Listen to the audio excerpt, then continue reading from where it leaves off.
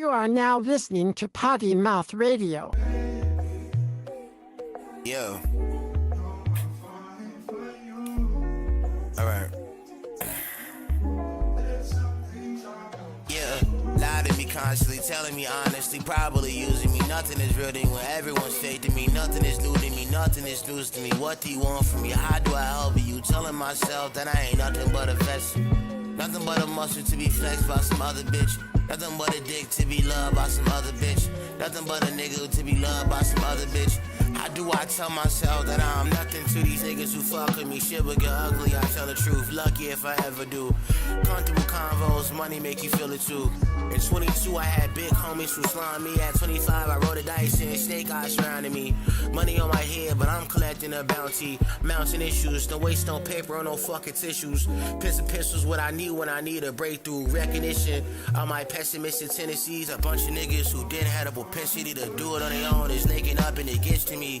I get fidgety when it's wartime. The saying goes that my trigger finger itching, but niggas know my finger has never left the trigger. I'm shooting still like Puka or Luka. Niggas know I be hooping ill. Scoot the Ville, I scoot your bitch and chill. Tense feelings of anxiety. I see my IP getting slaughtered by little homies I'm side-eyeing. Rescue mission execution impeccable. Is it deserved or worth it is the question though. Tail spinning at 2 a.m. I'm desperate for purpose. Niggas heard about the channel, I see the vultures lurking. Merchandise and commerce see the death of me. Especially when it takes away from giving it best to me. I can't mess with the recipe. Winning is essential to my quality of life. Like a warm drain, nigga, could you please add ice? For 5 years straight, dog, yeah, I can't sleep at night. 5 years stuck here, I just need advice. Yeah. The big homies ain't bigger no more. Every day this city starts to resemble Sodom Gomorrah. Girl will put the city on his wings and flip it around. That's how I feel when I see you niggas still running around. At this point in my career, I'm punching down. I'm too addicted to the drink like it's prohibition. Being the greatest in the game is my only mission.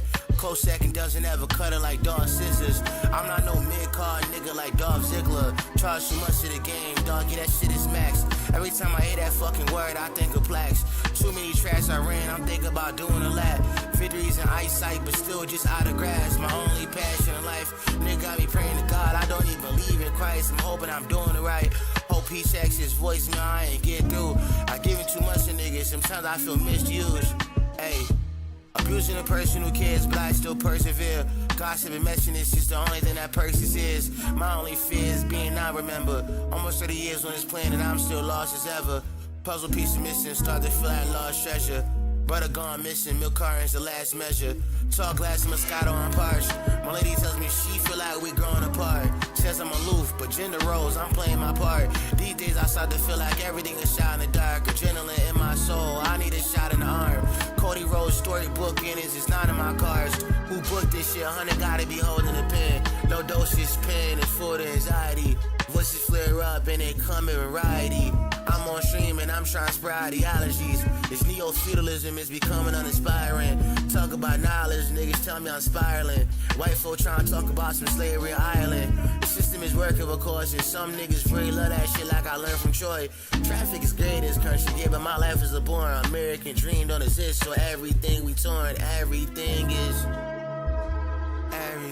falling. Everything is falling, everything is falling. It's falling apart in front of us. Last generation of a once great nation. No one say cause we all participated. It's falling apart in front of us. You are now listening to Poddy Mouth Radio. Yeah. Hey. Na-na. Oh na-na. Oh na-na-na-na-na-na. Turn me up. Till my dog turns snake, we gon' spin up on the block and we gon' hit him in the face. Yelling for no jersey till we found out that's where he stay. Niggas switch to the other side, that's where he gon' stay. I ain't never met no player who can't make a play. I ain't never met no nigga tatted in his flesh. Chill like my brother still, he gon' turn his back. Hey, what the fuck is that? Spend any time, I want that nigga sleep. We can leave in order, never take it to the streets. The way he talking, man, I think that nigga wants some beef. What the fuck is that?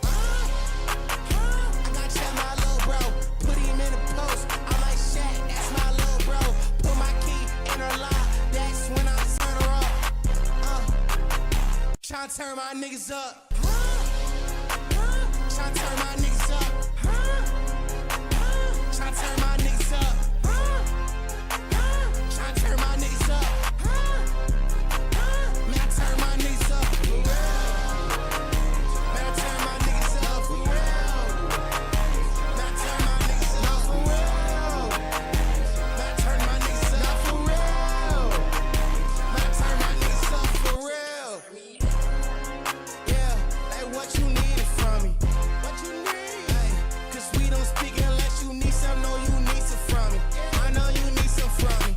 Yeah, look, when we met your ass was broken bummy. Broken bummy. I turn my niggas up like that shit is nothing. Shit was nothing. I turn my, yeah, I should've seen it coming. I should've peeped it coming, yeah. Hey, when I give out grace, all I ask is thanks. All I ask is please don't bite the hand that feed your ass. Niggas saying that he living like we need his ass. Man, I turn my niggas up. Hey, and we spin it to the body drop. Body's dropping. You are now listening to Potty Mouth Radio. Yo. Alright. Yeah, lie to me constantly, telling me honestly, probably using me. Nothing is real to me when everyone's fake to me. Nothing is new to me, nothing is news to me. What do you want from me? How do I help you? Telling myself that I ain't nothing but a vessel. Nothing but a muscle to be flexed by some other bitch. Nothing but a dick to be loved by some other bitch.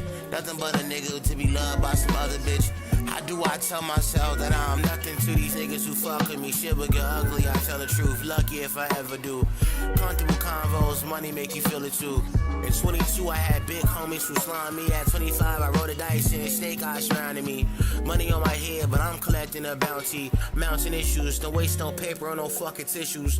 Pins and pistols, what I need when I need a breakthrough. Recognition of my pessimistic tendencies. A bunch of niggas who didn't have the propensity to do it on their own is linking up and it gets to me. I get fidgety when it's wartime. The saying goes that my trigger finger itching, but niggas know my finger has never left the trigger. I'm shooting still like Puka or Luka. Niggas know I be hooping ill. Scoot the Ville, I scoot your bitch and chill. Tense feelings of anxiety. I see my IP getting slaughtered by little homies I'm side-eyeing. Rest mission execution impeccable. Is it deserved or worth it is the question though.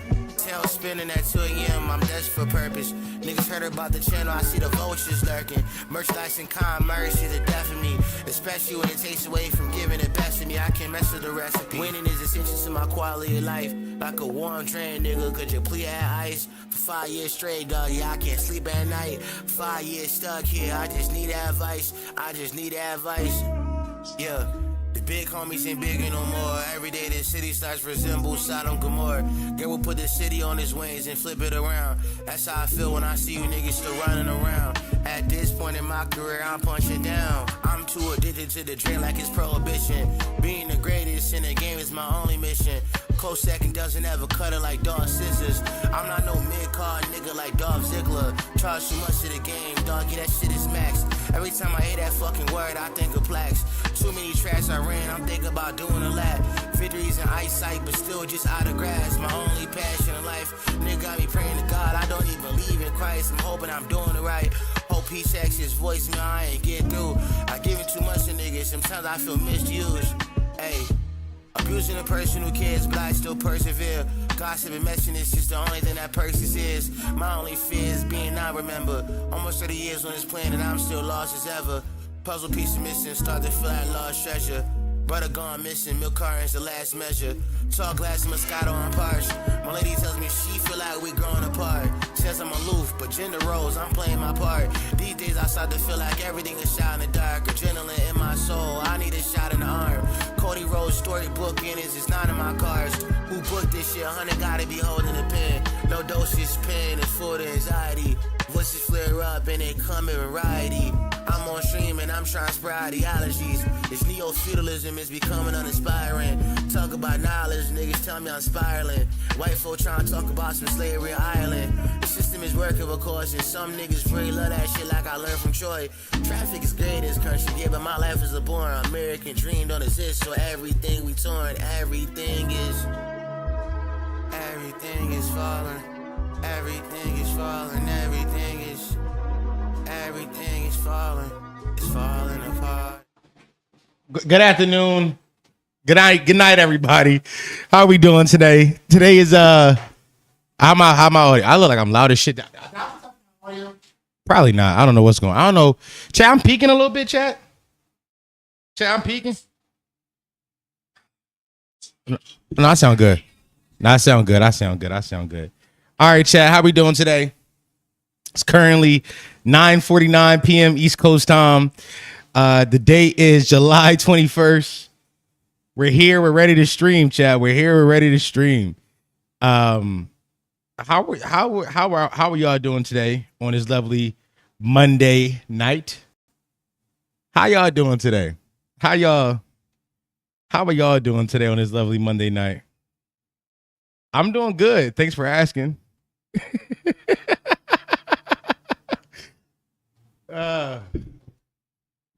Cause I'm tweaking. Yo, what the fuck happened?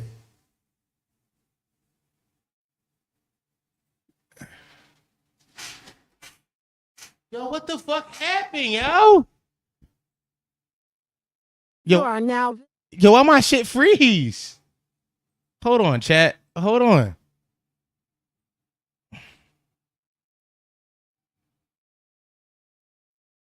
All right, I'm back. All right, I'm back. All right, I'm back, chat. I'm back. All right. What a eventful day has been for Dom Sharpe for the DOM. What an eventful day. I have tons of stuff on it. I have tons of stuff on the schedule today. Tons of stuff on a docket. Will we get to all of it? No, it's 9:40. I started to stream late as fuck. I started to stream late as fuck today. But we're going to try to get to as much of it as we can before it gets too late tonight. And then, we're going to have a good time, ladies and gentlemen. Ladies and gentlemen of the chat. Dom, who is that? I don't know. I don't know what you're speaking about. I have no idea what you're talking about, bro. Type shit. What am I looking for? Hold on. I'm looking for something. Damn, what's that shit called, bro? I'm sorry, y'all. Sound crazy? Y'all might be crazy. I don't know. Well, yeah, Chuck. We know you're crazy, Chuck. Like, we know for a fact. Who is that behind you? There's nobody behind me. Actually, behind me. We turn.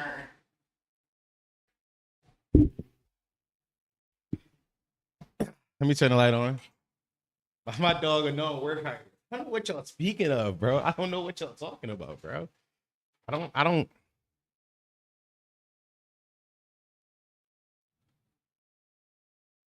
know what you're talking about, bro.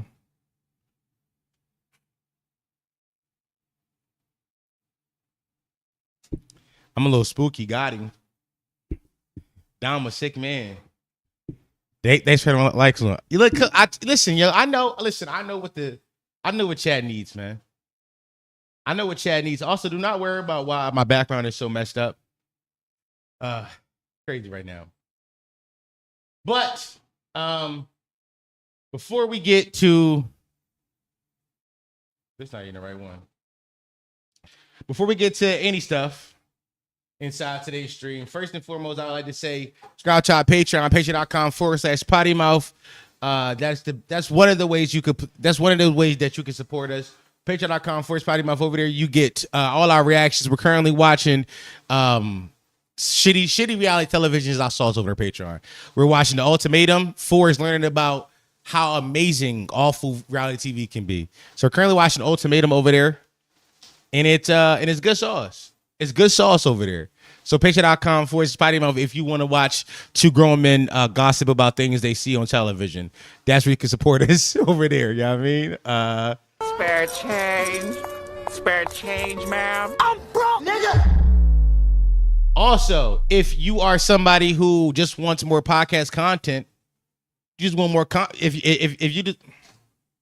if you just want more podcast content, you can subscribe to our YouTube membership program. Our YouTube membership program is just a link inside the description. For $20 a month, you get 3 episodes a week. That's 12 episodes a month. It's the best in the business. We podcast for the working man and woman. That's what we do it for. If you somebody just need podcast content to listen to while you're at work, you get 3 of them a week. Last week y'all didn't get none because my Wi-Fi was fucked up, but I'm going to double upload this week. So this week you'll have a lot more content. So you can support us over there through our YouTube membership program. Spare some change? Got any change?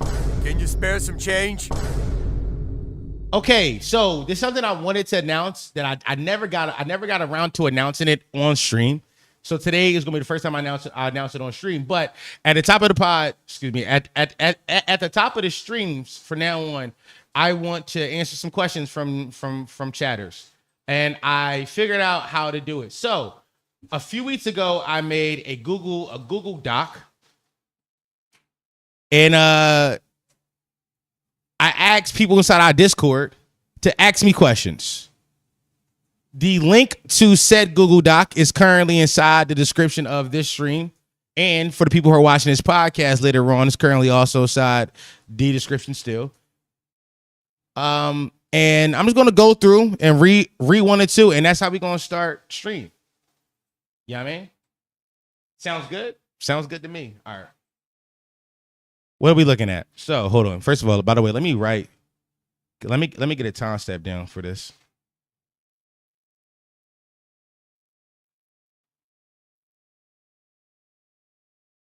Okay. So what do we have here?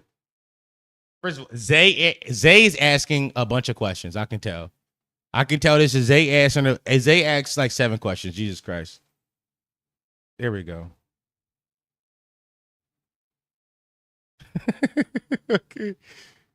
Okay. Zay asks, what's the best album that reheated MJ? What's the best album that reheated MJ Nacho's post death? Who could go against him in the verses? Zay, who can get you asking who can go against MJ in the verses? Like Michael Jackson? Michael Jackson in the verses? That's crazy. I think just off sheer star power alone, like fuck the songs. Like a lot of niggas say Usher. Like some people will say Chris Brown. Some people say Beyonce. I think Beyonce would put up the best fight, but I don't think we realize like how big of a superstar Michael Jackson is. Like it's like nobody. Now, who reheated MJ's Nachos the best?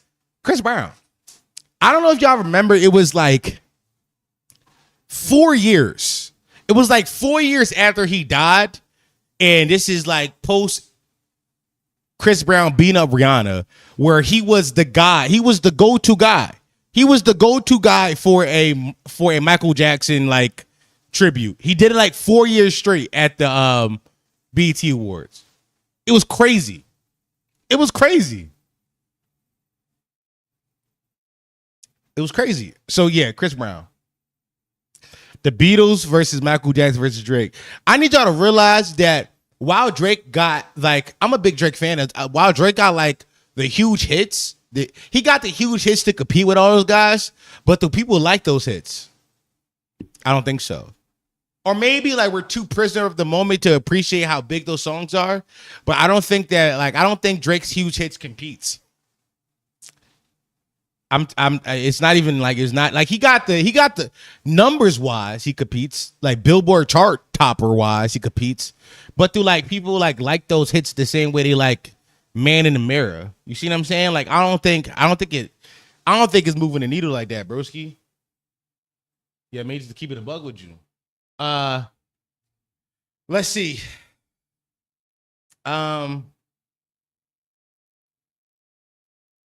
Here we go. Somebody said the lack of real journalism in hip hop should be a huge concern for hip hop fans. Without journalists, we never get the truth, and it makes hip hop fans susceptible to misinformation, which leads to downstream issues. I agree.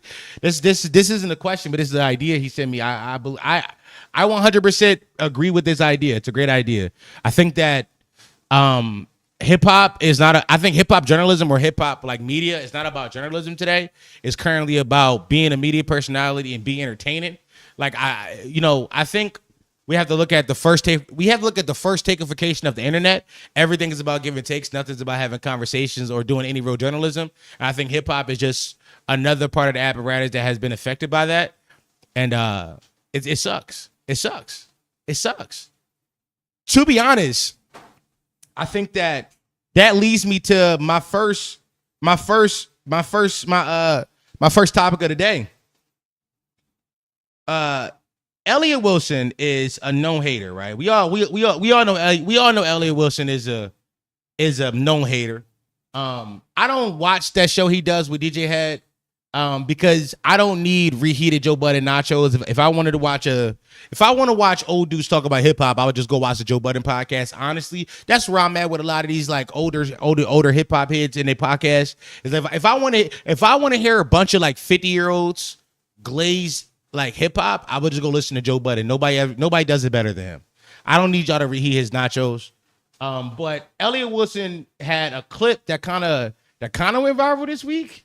I don't know if you call it viral, but it made it to my timeline, and I block everything. So I wanted to play that clip. Here we go. The context, by the way, Chat Nigga 101, Joe Budden Clips fan page said Elliott Wilson criticized Travis Scott for manipulating first week sales, pointing out that 253,000 equivalent album units of Jack Boys 2 came from merchandise. Pointed out that recently, maybe I read that wrong, but they're saying is that 180,000 of the 253 sales came from bundles. Like 180,000 of it came from bundles. So let's hear what Elliott Wilson had to say. Also, can I turn chat on? Is that chat accurate? It's Fahan, but it's accurate. There we go. Keeps cheating his fucking system. Whatever the Billboard rules are that Drake's saying you're not fair anymore, whatever, why he's not number one. The nigga that got the cheat code is Travis Scott. This guy cheats the system every fucking time with his fucking direct-to-consumer antics. Whatever the fucking cheat code he has about selling you a T-shirt and a CD you're never gonna play because you ain't got no motherfucking CD player. It's like, what does he do? Like, I don't mind it. I don't mind the record being successful. The record should be number one. It should be like, to me, like, let's say 150 around that same competing with fairly with Justin Bieber. 253 is a ridiculous amount of number, high number, that's not speaking to the cultural impact that record's gonna have. Like, that's bullshit. And he did it before. He did it with the Days Before Rodeo. He put out an old-ass mixtape, which outsold everybody that year. Did like 336. He get a fake number one early record this year, 4x4. Nobody's played that record. You playing 4x4? No. Like, that was a number one record. This guy has the cheat code. Can someone take the coordinates away from him? How the fuck does he get this shit off? You want to know who did this rant already? All right, so let's talk about it. Culture is a buzzword nowadays. 100% it's a buzzword. So let's talk about it. I agree with the base idea that that Travis Scott record would not have the same cultural influence that Pusha T record is having. But when we talk about cultural influence, we're talking about niggas on the timeline who tweet about who break down Kendrick Lamar lyrics. Let's be honest. Like, if we're being honest, when niggas talk about the culture, we're talking about a very small subsegment of the culture. And I do think that when Travis Scott is selling these records that and doing all these bundles, that it doesn't speak to how the niggas on the timeline who talk about hip hop on a daily basis actually feel about it. He's not wrong in that. He's 100% correct. But I don't like the idea of calling it a scam, because what he doing is just like it is literally just direct to consumer. He said it. Like, what Travis Scott is doing is saying, hey, I have a loyal fan base and I know that they may not be willing to stream my album the most, but I know that if I sell a T-shirt with my album, if I sell a poster with my album, if I sell different type of vinyls with different covers and alt covers, and it becomes a piece of art for my fans to collect, then my album will sell more. I don't think necessarily anything wrong with that. Now, you could make the case that him doing that is diluting the numbers. But my response back to you niggas who say that kind of shit would be, well, y'all tell us all the time that hip hop ain't about the numbers, so why y'all care? Hip hop ain't about the numbers, so why do y'all care? Like, why do you care for your guy to actually have the #1 album? Doesn't matter. It doesn't matter, right? Y'all said it's not gonna have a cultural impact. Cool. That Clips album's actually having a cultural impact, and this one isn't. So why do you need the numbers to back that up? It's because you actually care about the numbers, but you only care about the numbers when it's convenient to you, and that's fine. That's fine. But like, we got to be honest about these things when like we talk about them, right? Also, I do think it's interesting to say that. Also, I do think it's interesting because I think that. I think that you have to look at how people are consuming media today, and how people are just not even how people are consuming media today, but like you gotta look at the state of consumerism. People are really into collectibles. Like that's just the facts of how our society is set up. I was learning about Labubus and shit this weekend. They're just things. They're just little things that people buy. But people like them because there's I build these I build worlds with them. They become a part of me. It's a physical representation of the things I like, right? And I don't think that we should be telling a fucking a rapper that, hey, you shouldn't be able to sell collectibles to your fan base when we already know they're not getting paid enough money from just selling the music, right? To make $1,000, you got to get 3 million streams. Like, we already know they're not. So like, why are we like saying that it's a bad thing for these people to sell collectibles? That's all they're doing. That's all they're doing. That's all they're doing. Like Travis Scott doing bundles is nothing to selling collectibles. Hey, I'm in a new era, as like the stands talk about it on Twitter. I'm in a new era. So with this new era, you get new visuals. With this new era, you get new merch. With this new era, you'll get a new vinyl with different alt covers I could have choose from. With this new era, you get different CDs with different alt colors, with different alt covers I could have chose from. That's all it is.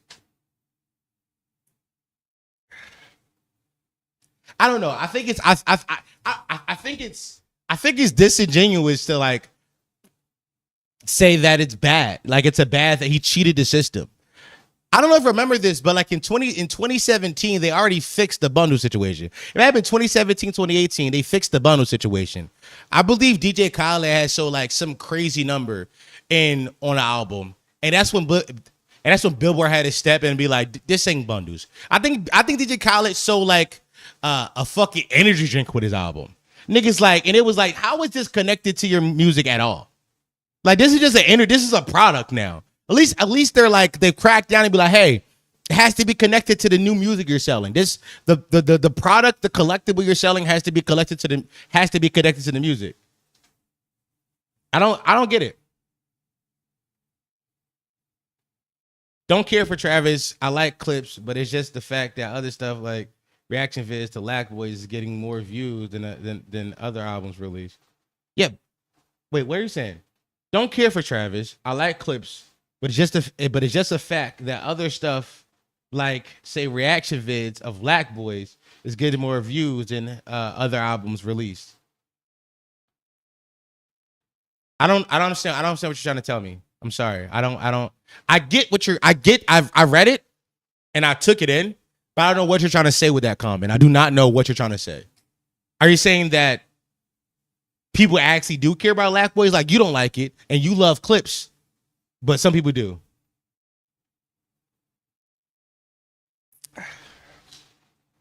Them pre-2017 bundle numbers crazy. No, they were. That's what I'm saying. They fixed the bundle problem. They already fixed it. Billboard already said, hey, yo, we gotta shit getting out of hand, chat. We gotta figure some shit out. They already did that once. They already did it once. I don't know. I do think it's interesting that Ellie Wilson is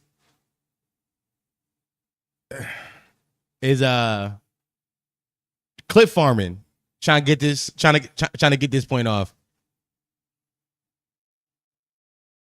Just clip farming, because it was really no point of him saying that. But my fault, y'all. My fault. I'm just checking my phone.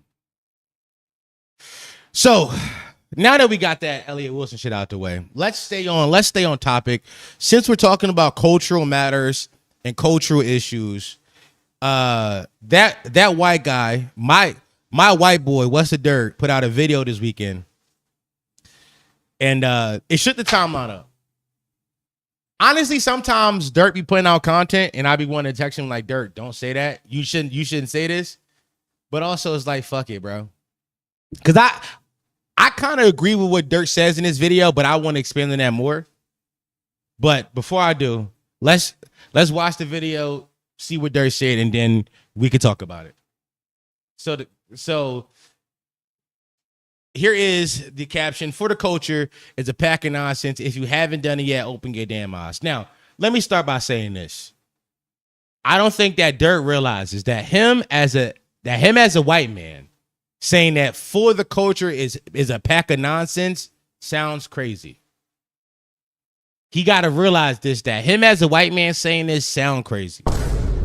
Immediately, people are like, oh, no shit, of course What's the Dirt doesn't get the culture. You're white.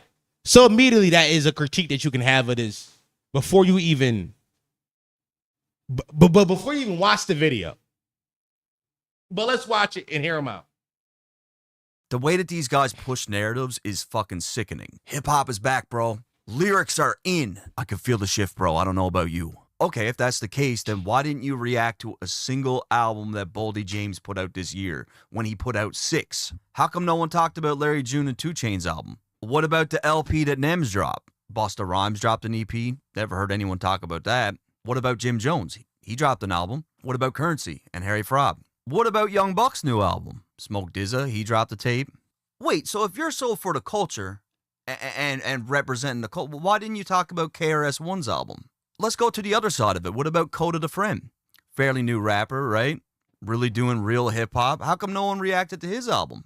Capadonna, Wu-Tang. Where was the reviews of West Side Gun's album? What about Lloyd Banks? I didn't hear a single person talk about this. Benny the Butcher, brand new EP. A$AP Rock, this dropped 2 months ago. Oh, but when it comes to the Carter 6, that's a different story. The culture needs to talk about that because that makes money, right? And you gotta scratch your head when it comes to an album like Public Enemy's new project, right? Like, if you're so for the culture, why didn't you talk about this? Oh, but everyone talked about Clip's new album, right? I wonder why. Because it had a massive Rock Nation push, one of the biggest industry pushes we've seen in years, and that you'll actually make fucking money if you talk about this? Again, because you care so much about hip-hop, you got to talk about Drake's new tracks or anything he does and talk about how it's totally not hip-hop, right? Yet, because you represent hip-hop so fully, you got to talk about Drake's lawsuit and how that's not hip-hop. But now all of a sudden, real hip-hop is back, right? It's a bunch of malarkey. They've been pushing it for a year. People are sick of it. I'm calling it out. I'm sick of it. It's a bunch of nonsense. Now, I think Dirt makes some good points here. I think Dirt made some good points. The problem is the worst person you know just made a good point. The worst person you know just made some great points. Like he can't say these things. Like I think that he is completely right in the fact that there has been every year throughout hip hop, without a doubt, there's always been this section of what hip hop purists will call real rap that has dropped consistently every year. It has always happened. Those albums have always existed. Griselda and Boldy James and all those guys been existing. The underground, like the alt-T real rap underground, like Earl Sweatshirt and Mike and Navy Blue, all those guys have always existed. But this past year, there's been, because of, the death of Drake, there's been this talk of a shift happening. There's been talks of a shift happening. And I agree that a lot of it is being force-fed by hip-hop talking heads and hip-hop YouTubers who are, like I've said before, war profiteers and profiting off the idea that this old shit, that shit we've been on for the last, 15 years of hip-hop is dying and this new awakening happening. This new shit is here to take over the marketplace again. When truth be told, it isn't. I got to be honest with y'all. It isn't. It doesn't. Like it's really not. We have to look at it inside its totality, right? The reason why, and I think Dirk makes some good points bringing up those albums, right?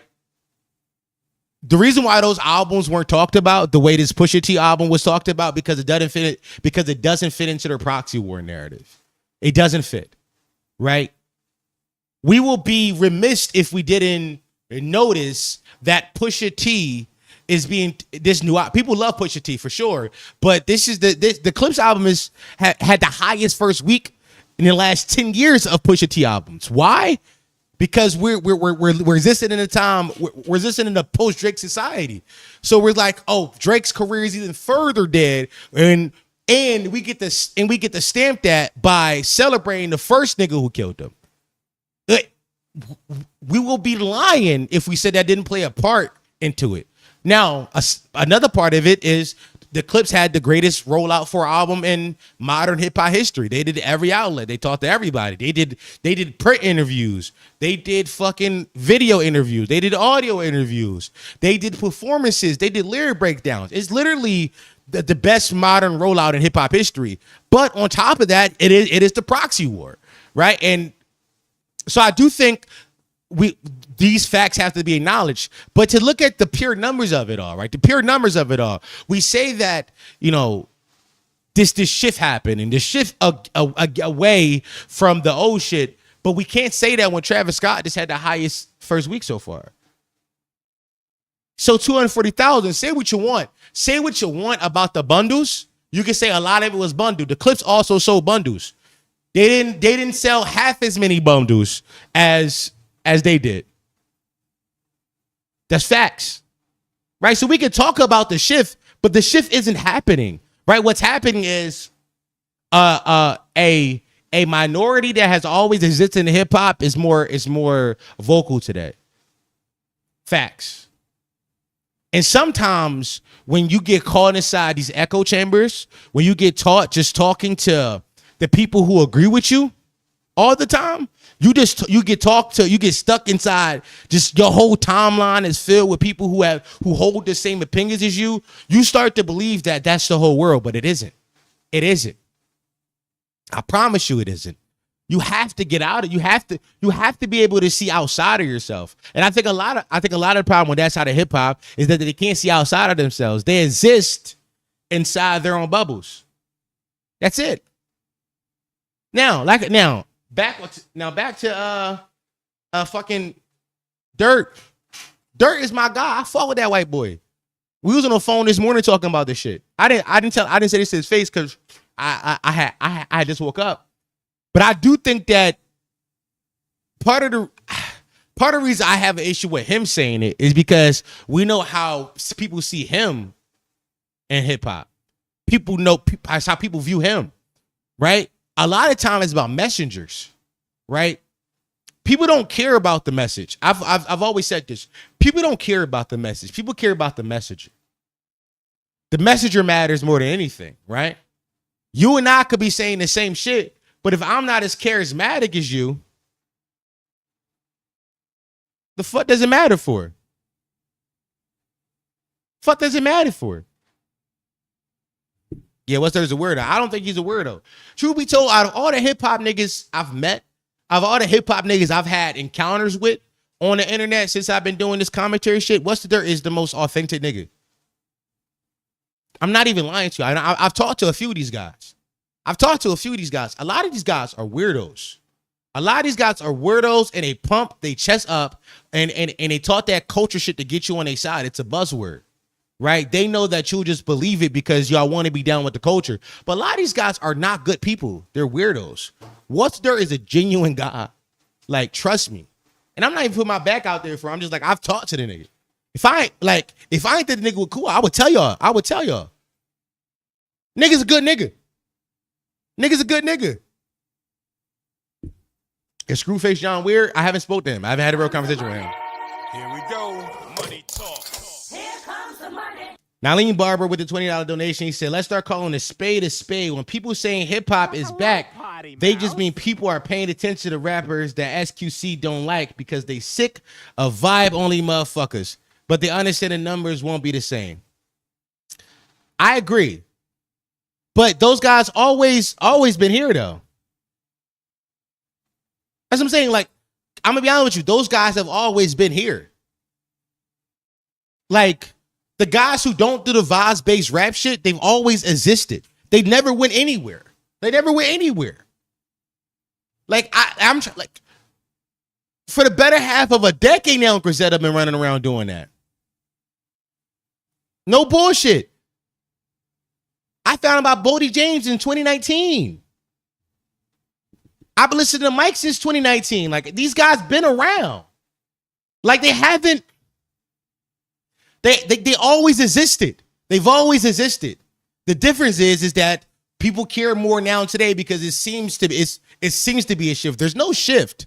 There's no shift happening. For a shift to happen, right? For a shift to happen, there needs to be a consensus. Like, for a shift to happen, the consensus of all hip hop listeners have to go from one thing to another, right? We're talking about like a shift, like we're talking about seismic things happening. There has to be a complete release of that old of what we've been doing into the classic, but that's not happening. It's not happening.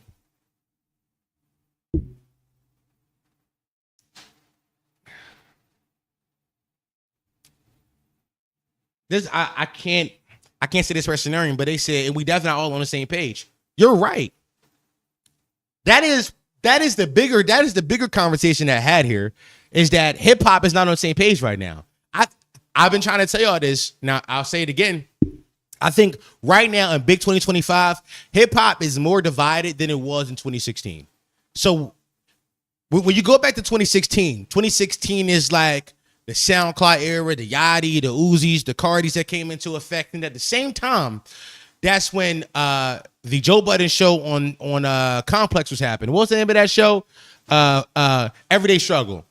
And I can almost like, there are two linchpin interviews in history that kind of drew the line in the sand of where hip hop went for the next decade, right? You got Uzi going up to Hot 97, talking to Ebro, and Uzi being and Ebro being like, Uzi, you gonna freestyle? And Uzi being like, don't turn on none of them old beats. I'm not rapping on them Jones. I'm a rock star. I'm not doing none of that shit. Real moment that shift to what hip hop looked like for the next 10 years. That was a shift in where the code. That was a real shift. And also Joe Budden yelling at Lil Yachty. Joe Budden being like, I want you to know what your deal look like. I want you to know this. I want you to know that. And Yachty being like, chill, nigga. Damn. That was a real shift in hip hop. And the shift was, we don't give a fuck about what y'all niggas doing. We're here and we're ready to like lead to take. We're ready to take the baton. What I think is happening is almost it could have been a shift if those young listeners. It could have been a shift if more people would tune into that stuff, right? So during the 2016 era, right, we saw like Uzi, Cardi, Yachty, Migos, all those guys were like topping the charts. Like they were the standard for what hip hop were. That was like, they was at the top of the charts. Currently, the Clips isn't topping the charts. The album sold amazing, so great, but they're not topping the charts, right? Who else is dropping? Tyler's Tyler, Kendrick's Kendrick, but like they're not. These guys aren't like owning the streets. Because there's no shit happening. Everybody isn't listening. Like there isn't a huge turn to this is what we're doing now. But so when I say this is the first time we have been this separated, because I do think during that 2016 era, I do think old heads try to hold on to their shit. Old heads try to hold on. But they failed. This time the old heads are winning. The old heads are winning, right? They're like, no, we have the louder voice. Because here's what happened. Here's the interesting idea that I think nobody talks about a lot, is that the same media hip hop talking heads that were on the radio stations, that were doing the podcasts, that were owning the big Instagram pages a decade ago, that controlled the narrative, are the same guys doing it today. The same exact people. It's the same exact platforms. So I say to say that I don't think young people have the social equity that the older people have to push their music. Right? There was a point in time where academics, the rise of academics, I know we all hate them, but stay with me. The rise of academics coincided with the rise of the SoundCloud era. So at the same time, academics was rising up, so was all the niggas from the SoundCloud era. And he became like a big media platform. There is no class of rappers that we can look at like these are the next guys that can coincide with a media platform so the young people today can own the narrative. There's no owning the narrative. We're forced to listen to Elliot Wilson and Joe Budden, two 50-year-old men, talk about hip hop. We're forced to listen to Ebro talk about hip hop. It's the same people. It's the same people. It's the same people. It's the same people. Truly. And it's fucked up. Like, so I do think all of this go hands in hand. Is it hip hop or hip hop media? I think it's all hand in hand.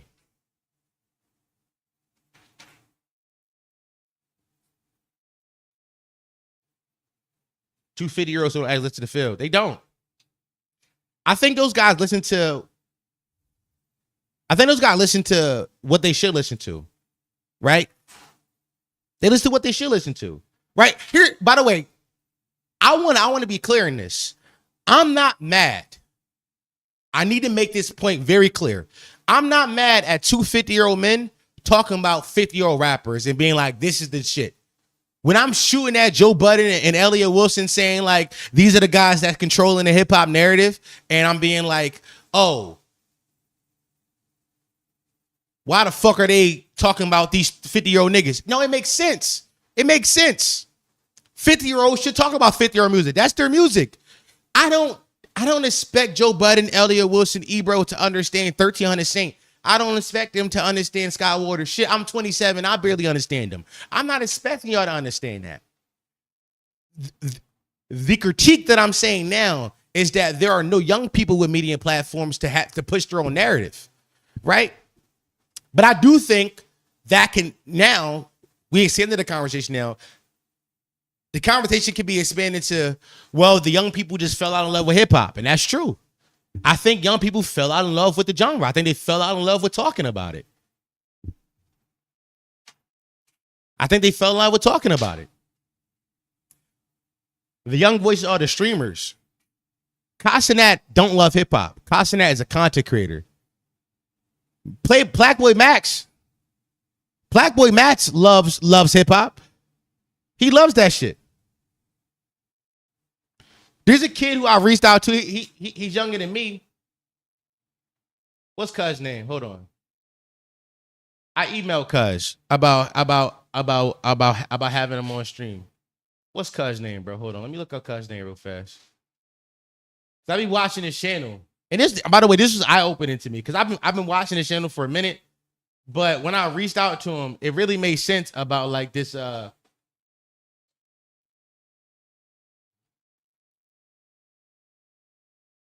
like where hip hop and like the generations separate.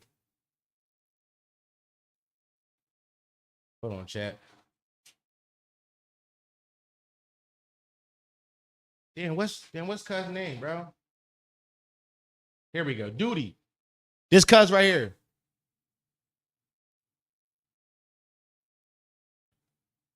Cuz right here named Duty, right? Duty's a younger guy. I want to assume he's like 23 or 24. Yeah, I mean, he's younger than me. And he covers the underground. He make a video about Che, Nine Vicious, Destroy Lonely, Sofago, all these guys. Like he's making videos about them. But what are you noticing? Chat.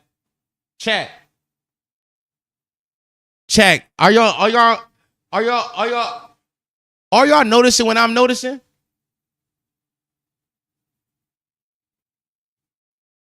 There's no shade down. But look at the channel. Are we noticing? Shade changed it to the boldest risk of his career. Lil Uzi Vert responds to Nine Vicious.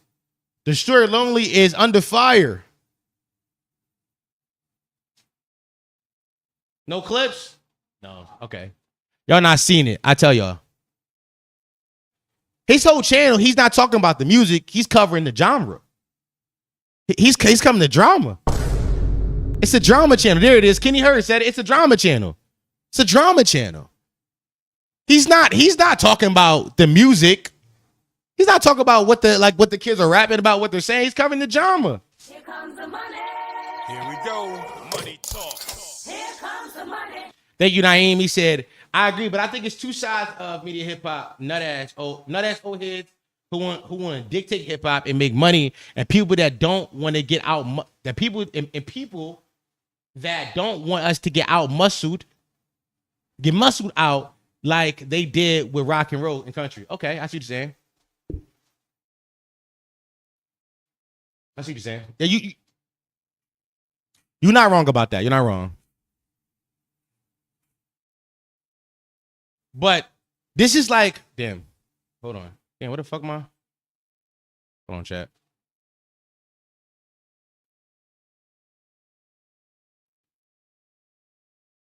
Oh, fuck. A lot of times I'll go to his channel just to figure out like what's going on inside young nigga rap. I'll go look. But then I look and I realize it's a drama channel. It's a drama channel. It's a drama channel. It's a drama channel. Like, and I think, so we talk about like the kids not talk about the music and the kids falling out of love with hip hop. This is what we talking about. We talk about. I used to pay. I fuck with cuz. I used to watch his videos on TikTok.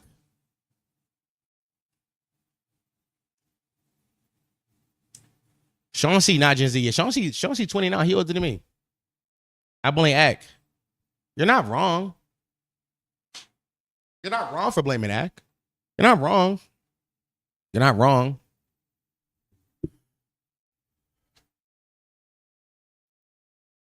How was Drake night? Brandon, I will talk about that in a second. I will talk about that in a second. But yeah, no, I think that music talks are in the dirt because of the attention economy. And it's something that Four and I have been talking about for a while on the podcast, the idea of like hip hop journalism, right? The only people who put in thought and care into the only people's music who's get thought and care put into talking about it is the older generation. But that's because the younger generation isn't taking their time to put thought and care into their own music. Right? Like, because if the younger generation were making videos talking about how beautiful the instrumentation was, talking about how amazing the writing was and like broke it down, then the older generation would have to respect it. They would have to, because there would be a line of like where they can go and watch to get talking points from. But because they're not doing it, the older generation like, well, fuck that. We don't gotta talk about that shit, which is bad because I think there are guys who are making pretty good music, but the kids were ready to make drama channels.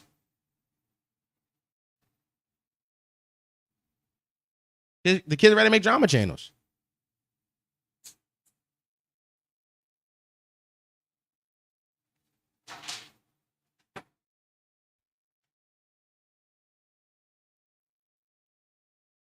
I think this generation is missing their blog era too. If we want to talk about this generation of music, right? I think that I'll say this, that this generation, in my opinion, is missing two things, right? Listen, I'm 27. I'm the oldest of the Gen Zers, so don't take anything I say at law, because I don't know everything. I know everybody. I just know what I know from like type beats and like listen to other people talk. So I don't know everything. And sometimes I find about a new nigga and I'm like, this guy's hard. But here is what I think this new gen is missing. I think this new gen is missing their superstar. they're missing their North Star, right? Past generations had a North Star. There was like the guy who made it big from their time, and they knew, okay, I got two options. I gotta follow in their footsteps, sound like them, sound similar to them, or I gotta go completely different. I gotta sound nothing like them to make myself stand out inside this scene. So they're missing that. But also because of that, they are missing diversity. Whenever I listen to like a lot of new underground kids, all of it sounds like different iterations of just Whole Lotta Red. Which is why when I talk to Troy a few months ago, and I was telling him like I don't think you realize how influential Whole Lotta Red was, and I realized he didn't because he don't listen to none of the new kids. He don't listen to it. He don't listen to none of the new kids. But truthfully, a lot of these young kids' music just sounds like throwaways from Whole Lotta Red. And I think that kind of diversity is missing. Listen, people are saying S Juice and Pop Smoke. I've said, we got a video from a year ago where I said that part of the reason why this generation music is lacking is because they don't have a big three. Right? During the beef, we were talking like, yo, why does the big three matter? Why did the big three matter? Like, why does Kendrick Lamar, J. Cole, and Drake still matter at the time, Big 24? They mattered because the generation of rappers who was supposed to take the mantle from them all died. Like, X, for what it's worth, for me was the most talented songwriter at that young of age I've ever heard. From my generation. He was so talented. Like, and the kid could do everything. The kid could do everything. The kid could write like a really good song. The kid was like a really good rapper. Like he could do everything. And he like that Juice WRLD. Juice WRLD was like an enigma. He gravitated. People just gravitated towards Juice. People gravitated towards him in a way that I didn't understand, but they did. And then Pop Smoke was like the hit maker. Pop Smoke was supposed to give us.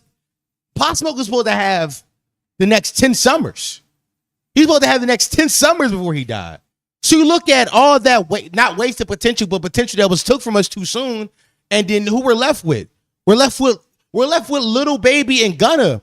And I've always said that the Lil Baby and Gunna era is a bigger detriment to hip hop than we actually realized because the music was stale. And I think that killed hip hop more than anything. We hear a lot of talks about how Drake killed hip hop, Drake killed hip hop, Drake killed hip hop. And for sure, you can have that opinion. But I think Lil Baby and Gunna did more damage to hip hop than anybody. Think about it. Hip hop stopped being number one during their era. It's a fact. That's a fact. Do the knowledge, y'all. Like hip hop was the number one genre in the world. It was the number one genre in the world. Hip hop stopped being the number one genre during the Lil Baby and Gunna era.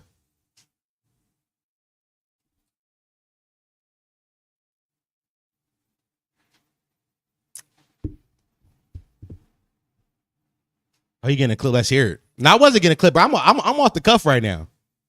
I'm off the cuff. I'm off the cuff. None of these are thoughts I had. I'm just saying stuff. But these thoughts I thought of. I love Gunna. You can love Gunna, but also critique that the music is microwavable and it's hella replaceable. Right? Like I think when older hip hop fans to hip hop hearers talk about vibes-based music and how vibey the music was, they're making fun of that era. Like the joke of like the government mandated features, like the 21 Savages, the Nas, the Lil Babies, the Gunnas, all those guys doing each other albums came during the Lil Baby and Gunna era. Like that's where that comes from, brother and sisters.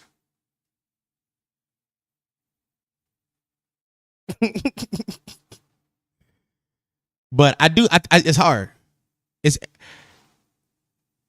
I think there's a place for both. Okay, Taylor, I agree. I think there's a place for both, but what we're talking about is They weren't okay. So let me explain the idea more because Taylor's lost. So and I didn't shout at you, Taylor, but I did, so for anybody who doesn't understand. So we're looking at it like this. We're talking about how did hip hop get to a place where the underground scene became so monotonous and there's no diversity? And then people brought up how the three GOATs from this era was all taken from us too soon, right? The GOATs being X, Juice, and Pop Smoke. Those are supposed to be the guys to like push hip hop forward, right? To give diversity to what the music could sound like. But once they got took it from us, the B pot, the B scene, which is like this the Lil Babies and Gunna, which was already they were always going to exist. They were already always going to exist, but because the A scene got taken from us, they got upgraded to B team. It was Suicide Squad. It's like, yo, the Justice League ain't available. Send Peacemaker out there. I like Peacemaker. I do. I like Peacemaker. I think that show is very good. But if you give me the option between watching another Superman movie and a Peacemaker season, give me Superman. Give me a Superman movie. Give me the Justice League. Give me the Justice League. Don't give me Suicide Squad. I fuck with Rick Flag. I don't give a fuck about Rick Flag that much. So I think that's the conversation we're having. Like, yes, like I think that music has its place, but that music was never meant to be number one. I'm another type of nigga that won both. You can have both. Both was supposed to happen.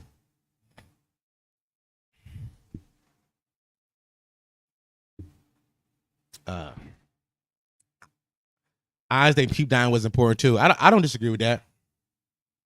Pop would have got a J verse. What? Pop Smoke would for sure got a J verse. For sure. Pop Smoke would have been on this third Jay-Z verse right now. Not even lying to you. Not even lying to you.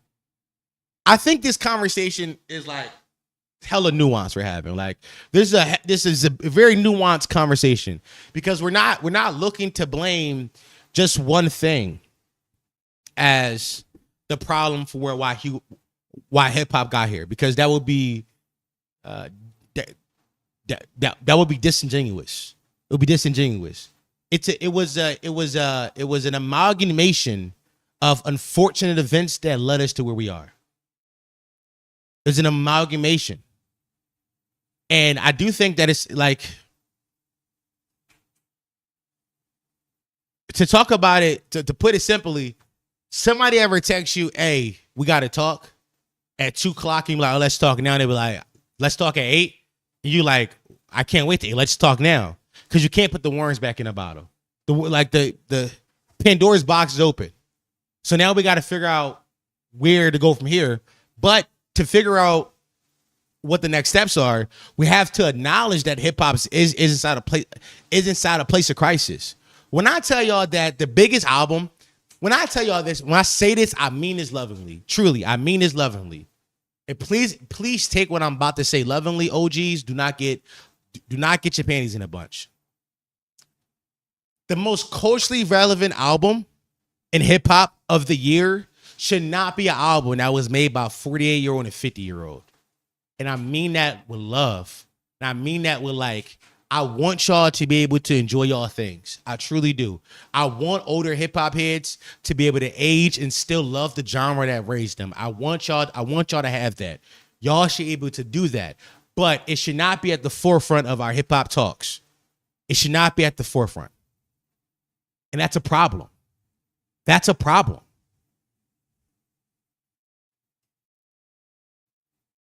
That's a problem. I'm being for real. Like, that's no shade. Like, they should be able to have their own. I want y'all to have y'all hip hop. Y'all deserve y'all hip hop. Y'all deserve it. Y'all helped build this shit. You should be able to still listen to the genre that helped raise you. 1,000%.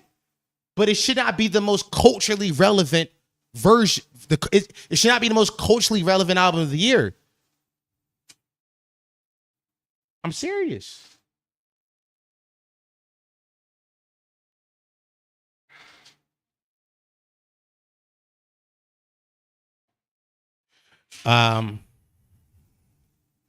Okay. Now that we got out, now that we got that out the way, that was a long conversation. That was a long one, chat. That was a long one, chat. First and foremost, shout out to everybody who being. How many people are here right now? I haven't checked the numbers. Sometimes I'll let check the numbers. 94. That's good. All right, 94 people here. That's pretty good. Thank you for all 94 people that's here right now. Shout out to y'all. Potty mouth. Stop playing.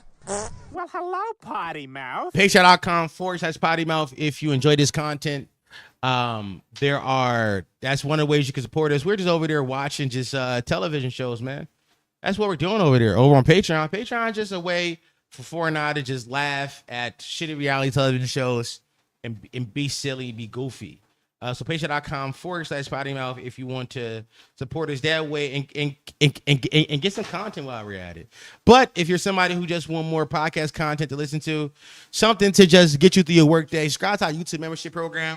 For $20 a month, you get 3 episodes a week. That's 12 episodes a month. It's the best deal in the fucking business. We podcast for the working person, the working man, the working woman, the working non-binary human. That's who we do it for. 3 episodes a week for $20 a month. Literally the best deal in the business. It does not get any better than that. Trust me, I checked. I've scoured the marketplace for all long-form content creators. None of them are giving the output that we give. I scanned the marketplace. Like, for the amount of episodes you get for the dollar amount, it's the best deal in the business. When I say that, I'm not blowing smoke. Do the math, y'all. So subscribe to our YouTube membership program for $20 a month. 3 episodes a week for 12. That's 12 episodes a fucking month. Spare some change? Got any change? Can you spare some change?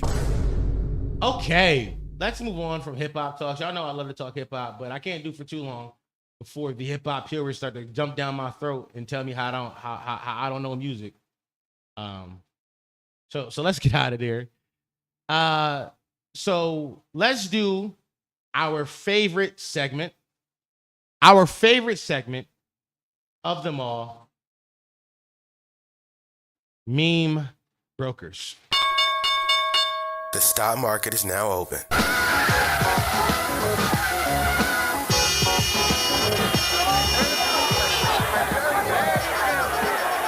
Yes. Meme brokers, ladies and gentlemen. Meme brokers, ladies and gentlemen. So if you don't know, if you're new here, let me explain to you what meme brokers are. Let me say to you what meme brokers is. Meme brokers is a random collection of things that I saw in the timeline, and I'm going to talk about them.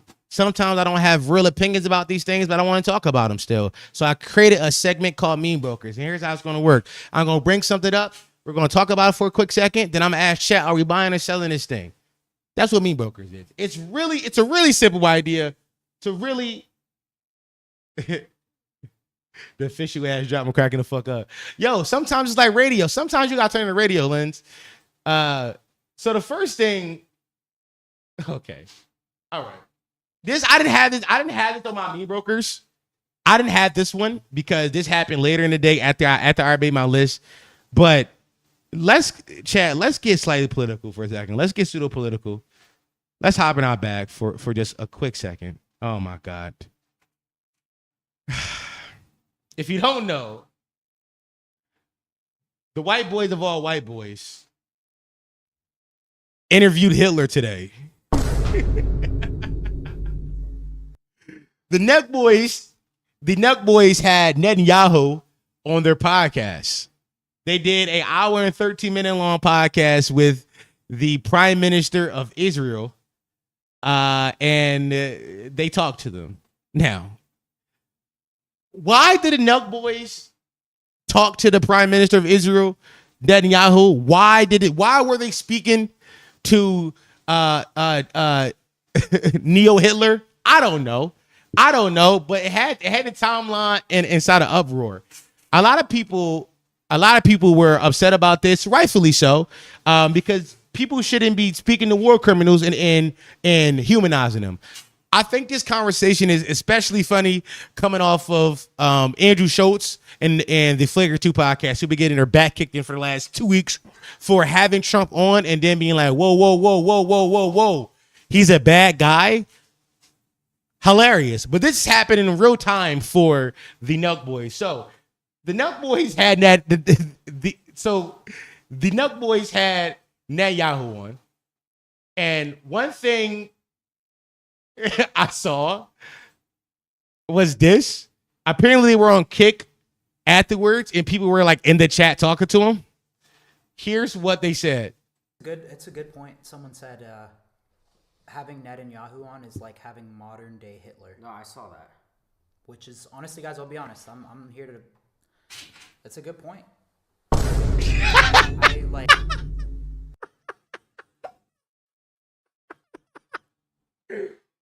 Oh my God. I love white. Yo, I love white idiots. I love them. I love them. I love him. I love this. Give me more of this. Because you gotta realize that they are so completely removed from politics. Not because they're too dumb to understand it, but because they're too white and rich to care. Right? Rich white folk do not give a fuck about politics. They have no reason to care about politics. Their life are not affected either way. So when the prime, which is, oh my God, I don't even want to get into the idea of like Israel is doing outreach to like right-wing platforms. I don't want to get into that. But the idea that somebody from the media team at Israel reached out to Nelk Boys and Nelk Boys like, yeah, we're going to have a prime minister on. That's sauce. We had a president on. We had a president on. Let's do it. But nobody thought to be like, okay, how did this affect us? What is it like? What does it look like? Who is he? What does he stand for? And like, how does that affect our brand by having him on? There was no thought process given to that until somebody in chat said this to them. Is like having Netanyahu on is like having modern day Hitler. No, I saw that. Which is honestly, guys, I'll be honest. I'm here to. That's a good point. Bro, it's how lost they are, bro. It's how utterly lost they are to anything that matters. It's how lost they are. It's how lost they are. I'm telling you, it's not that white boys it's not that they don't care about politics. It's not that they're too dumb to understand. Is that they're rich and white. They have no reason to care. They have no reason to give a fuck. No reason at all. It does not affect them. My favorite, and some of y'all's favorite political streamer. My favorite and some of y'all favorites, political YouTube streamer, political Twitch streamer, Hassan Piker, is friends with the Nelk Boys. He's done their podcast. He's had them on stream. And Hassan Piker had to do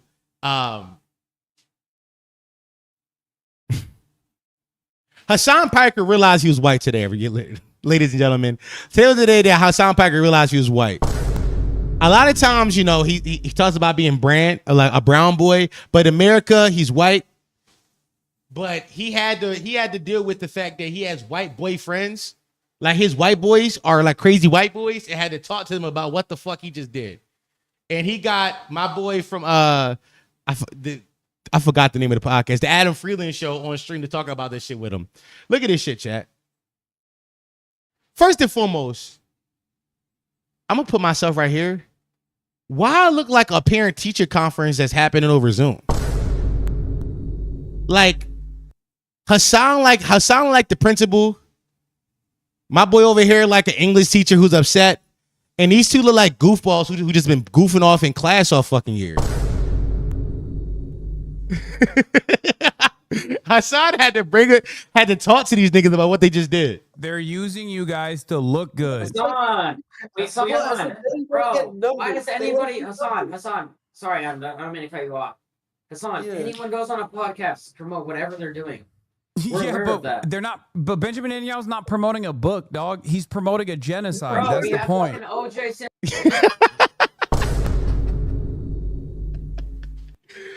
Oh my God.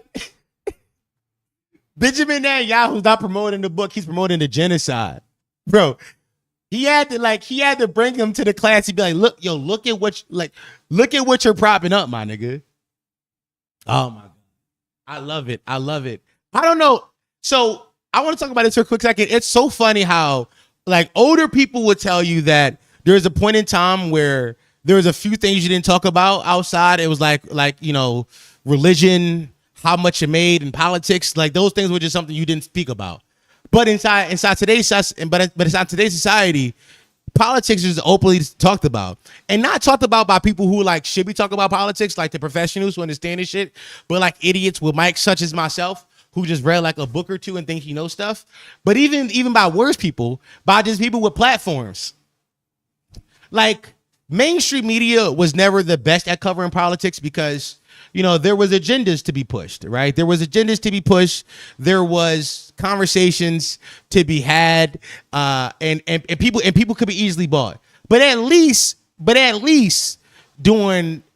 when we got our politics from mainstream media, we knew that the people who was talking to the elected officials, talking to the government officials, talking to the people in power, at least understood what they were getting into. At least understood the realm in which they existed in. Now we have podcasters and comedians talking to like the most powerful people in the world and having these conversations with the people and not knowing what the fuck not knowing what the fuck they're talking about. I appreciate that. I can appreciate that we all existing in a time where like all of us are like way more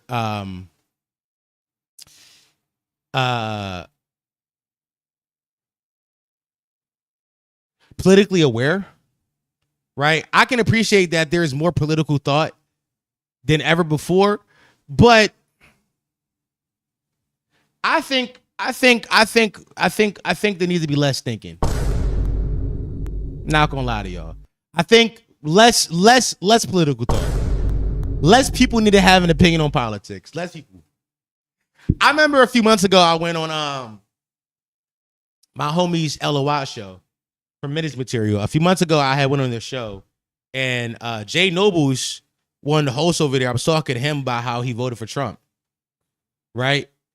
And I was like, why'd you vote for Trump? And it was like, all they could give me was like vibes-based politics. It was very much just like, he seemed cool, man. It was like the Andrew Schultz video I play all the time. He was like, no, like the Democrats, they're not cool no more. Republicans are cool. It was that kind of shit. And I do think that kind of thought has taken over actual political thought. It's just vibes-based politics, right? Stymie talking about some. Well, when anybody are doing a press tour, they're doing a press run. They do podcasts. What's the matter? Not realizing that the actual like thought process that of why they're doing this. They're using you as a part of a propaganda machine to infiltrate your right-wing base. And it went to you specifically because they knew that you would humanize him. Not only would you humanize Netanyahu as this violent prince of a settler state, but also you would humanize the IDF and demonize the people of Palestine, which is just to get on my. I don't have anything to back this up, but if I had to think about it for a second, if I know political space the way I think they do, a lot of that side of political thought we talk about, like right wing pipelines and the alt right, a lot of it leans anti-Semitic. They do not fuck with the Jews for no other reason than it is a branch of white supremacy, and white supremacy had never fucked with the Jews. So to go on your podcast, they know your audience. Most of them are right. Most of them probably will be anti-Semitic, and you're going to humanize him. So that that base will be okay with the genocide happening inside Palestine. You got to realize that one of the saving. But chat, stay with me. I'm not a real political thinker. I be talking shit, but I'll say this. I think it's interesting that one of the things that left-wing politics and alt-right politics agree on is that we're not going to war for Israel, but for different reasons. Left-wing people just don't believe in going to Israel. They just don't believe in war, period. They don't believe the war is just. Alt-right is like, we're not dying for the Jews. Which is like, you know, a win is a win. A win is a win. Like, you got to take the wins when they come. But they went to your platform specifically to get humanized. And you're doing it for them. You're doing it for them.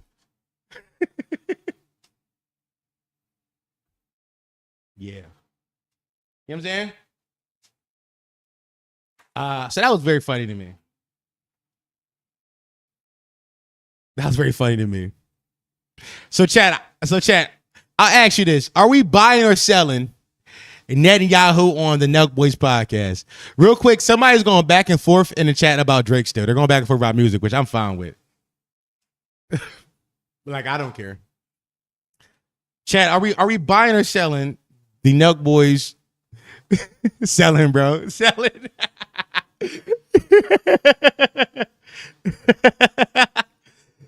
Bro, this is the most obvious sell we've ever had. I'm not gonna lie. I don't think we ever had a more obvious sell. You know what we need, bro? Hold on. Let me I need drops. Hold on. Let me go look for drops real fast. Cause I do need drops for this segment. Chat, just stay with me for a second. So first of all, can I switch accounts to my actual account? Let me close out some of these. Let me close out some of these tabs so I can make space. Boom, boom, leave. Okay, boom. All right, chat. So here's what we need. We need a soul drop. We need a soul. Like what's it called when a nigga be bidding on shit? Sold. What's that shit called, bro? Like the auction. Auction sold. Sound effect. Here we go. Here we go. Here we go. Here we go. Here we go. Hold on. What we got?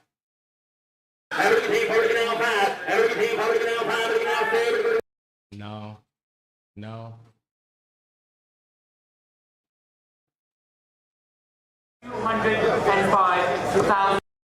I just need somebody yell sold. Can I just get a nigga yell sold? Okay, buying. Obviously, that was obviously the buy sound effect. We just need somebody yell sold. Like in Storage Wars. Yeah, like in Storage Wars, bro. Can I just get like a... Can I get a... All right, hold on. By the way, Storage Wars don't play about their copyright stuff, by the way. Storage Wars does not play. What you said, try sold sound effect? I typed that in. Sold sound effect. The Family Guy? Look up Cleveland Family Guy auctioneer. That's a good shit. Family Guy.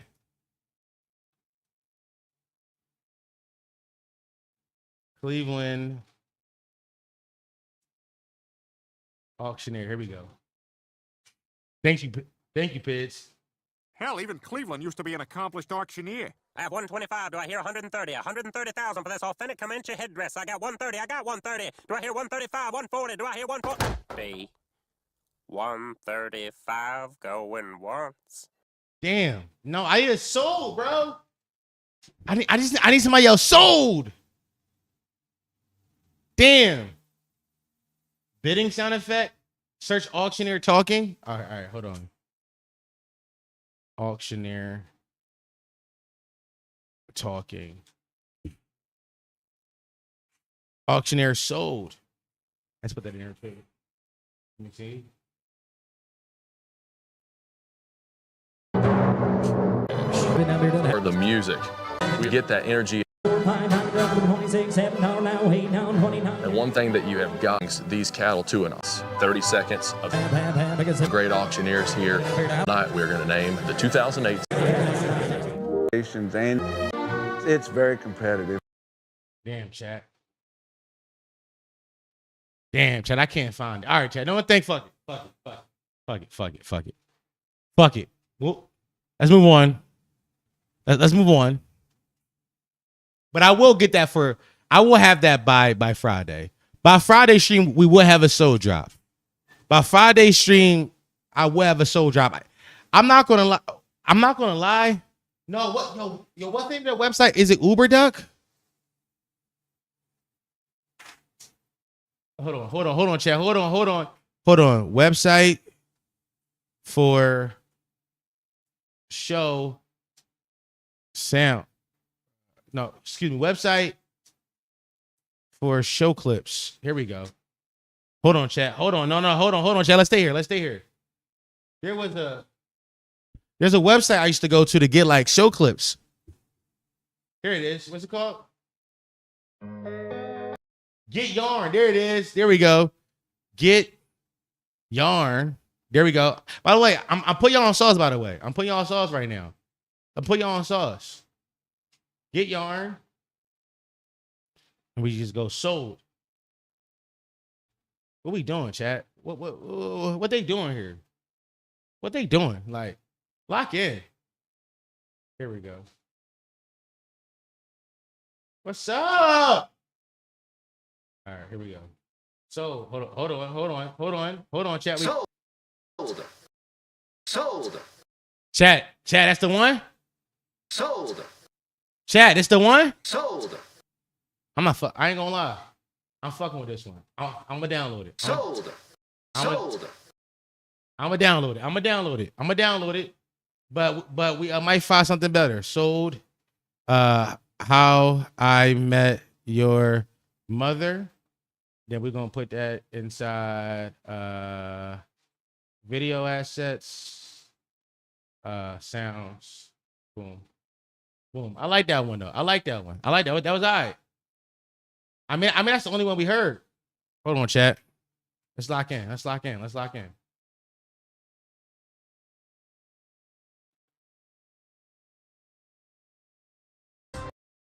Sold. Not enough energy. Oh, hold on. This got gavel in it.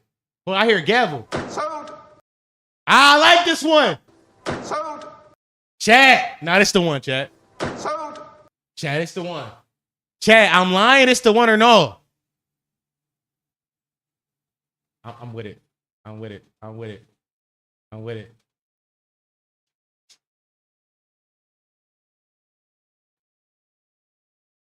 right.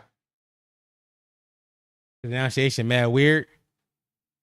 I ain't gonna lie. I think it works for now. I like that one though. Cause there's also a gavel in it. There's like a gavel. Yeah, I mean, cause like we was like, yeah, man, we gotta have a gavel. I feel like a gavel adds something to it though. I feel like the gavel like make it like more official, like sold type shit. We found sold. We're here. Come on, lock in. Lock in, chat. We did that. That's what I'm saying. That the gavel sold it, bro.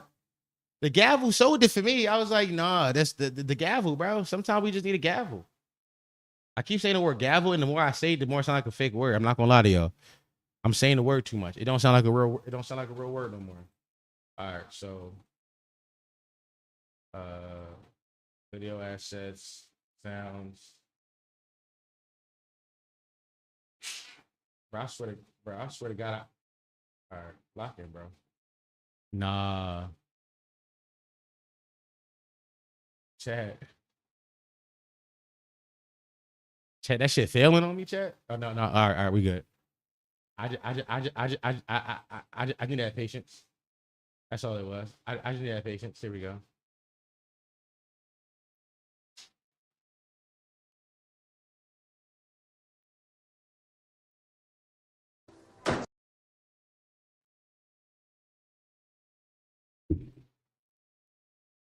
Sold.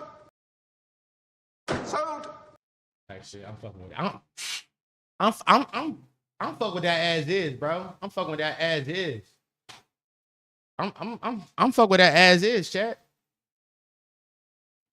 And then we gonna go here. My fault. Chat, I swear we're gonna get back to talks. But I could keep doing this segment without having my drops. That's me. That's on me for not doing them earlier.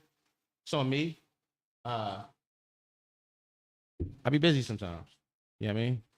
The other stuff come up. And then all we need is a cha-ching sound effect for ooh, Jesus Christ.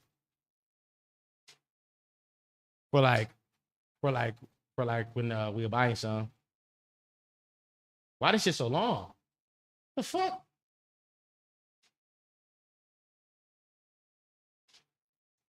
Here we go. Here we go. I like that one. I like that. I like that. I like that right there, twin. I like that right there, twin.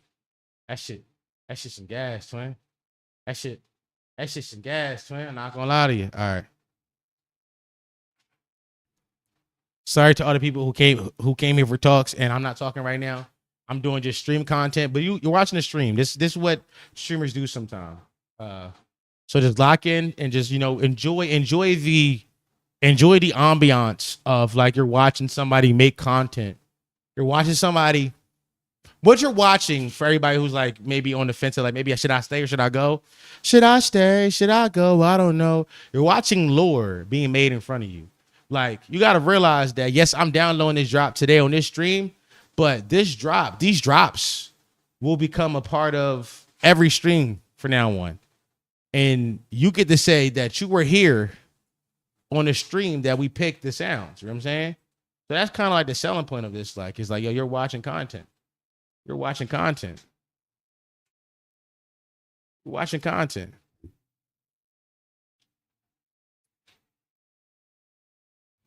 Yeah, I mean, you're watching somebody make content in front of you, brother. I'm at university or something. Tight shit, bro. That's what it's supposed to feel like. Now, I'm not gonna lie. Why it take it so long for this change sound to download? There we go. I was getting restless. It's on me. I was getting restless. That's on me, chat. All right, there we go.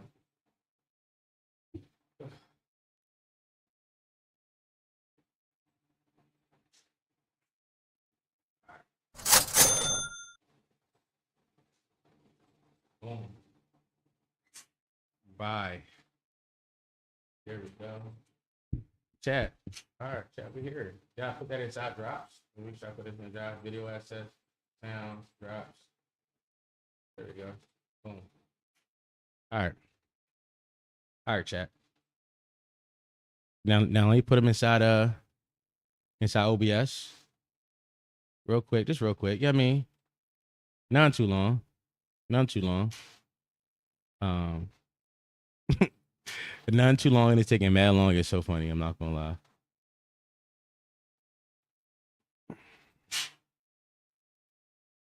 Sold. Here we go. All right, boom, and then let's add our buy. And let's add our buy drop now.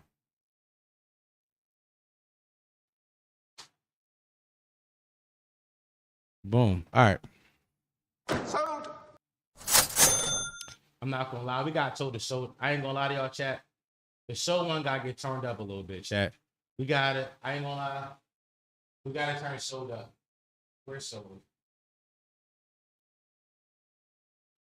Hold on.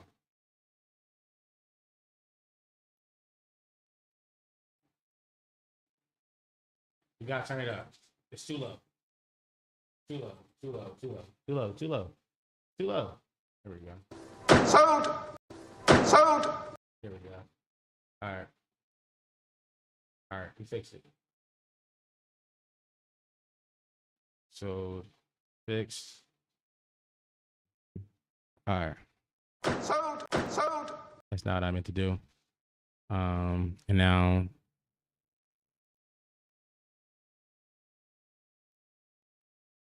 All right, chat.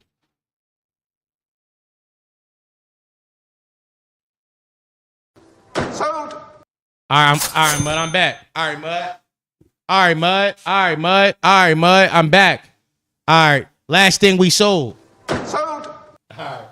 Chat, that's sauce. Chat, I'm happy. All right, chat, I'm happy. I'm happy. All right. I'm back. All right, I'm back. I'm back. I'm back. I'm back. All right. All right, my fault, chat. My fault.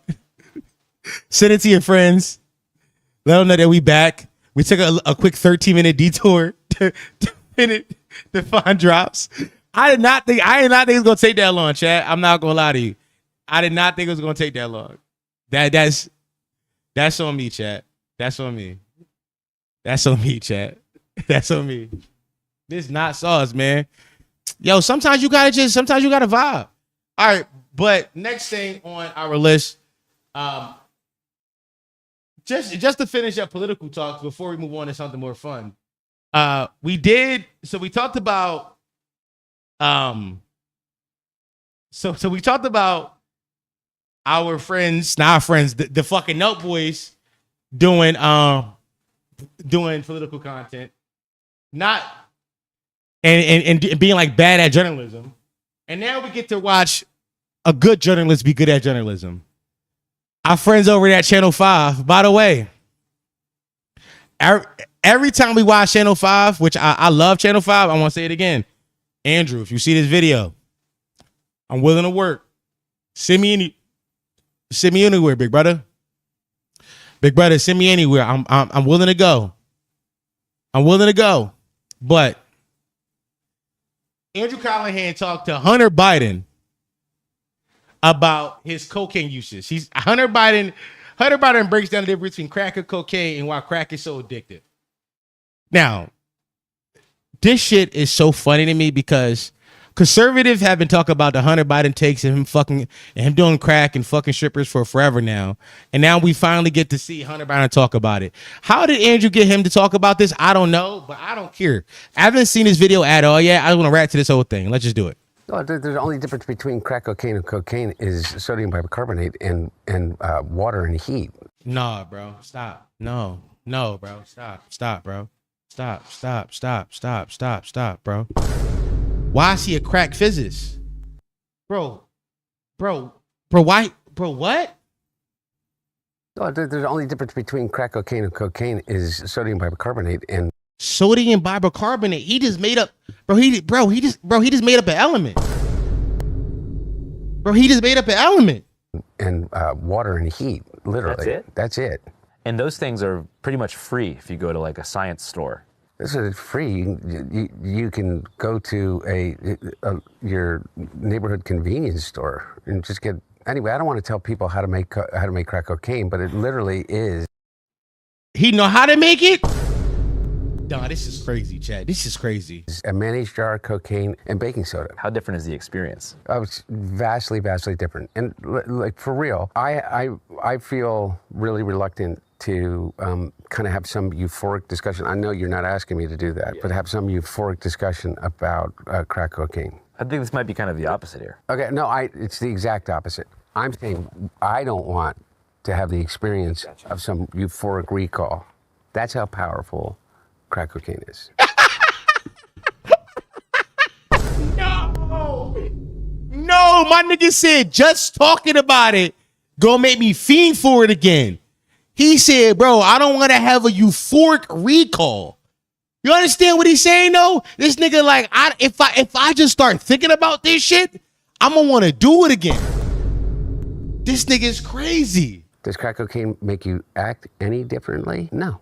Is it safer than alcohol? Probably. People think. Here we go. Money talk.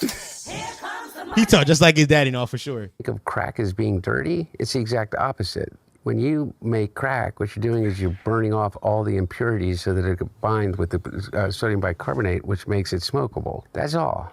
You know, all of these actors and, you know, people in the... Nah, nigga said all these fake ass niggas, they're not really on that shit the way I'm doing it, bro. These niggas not really on what I'm on, yo.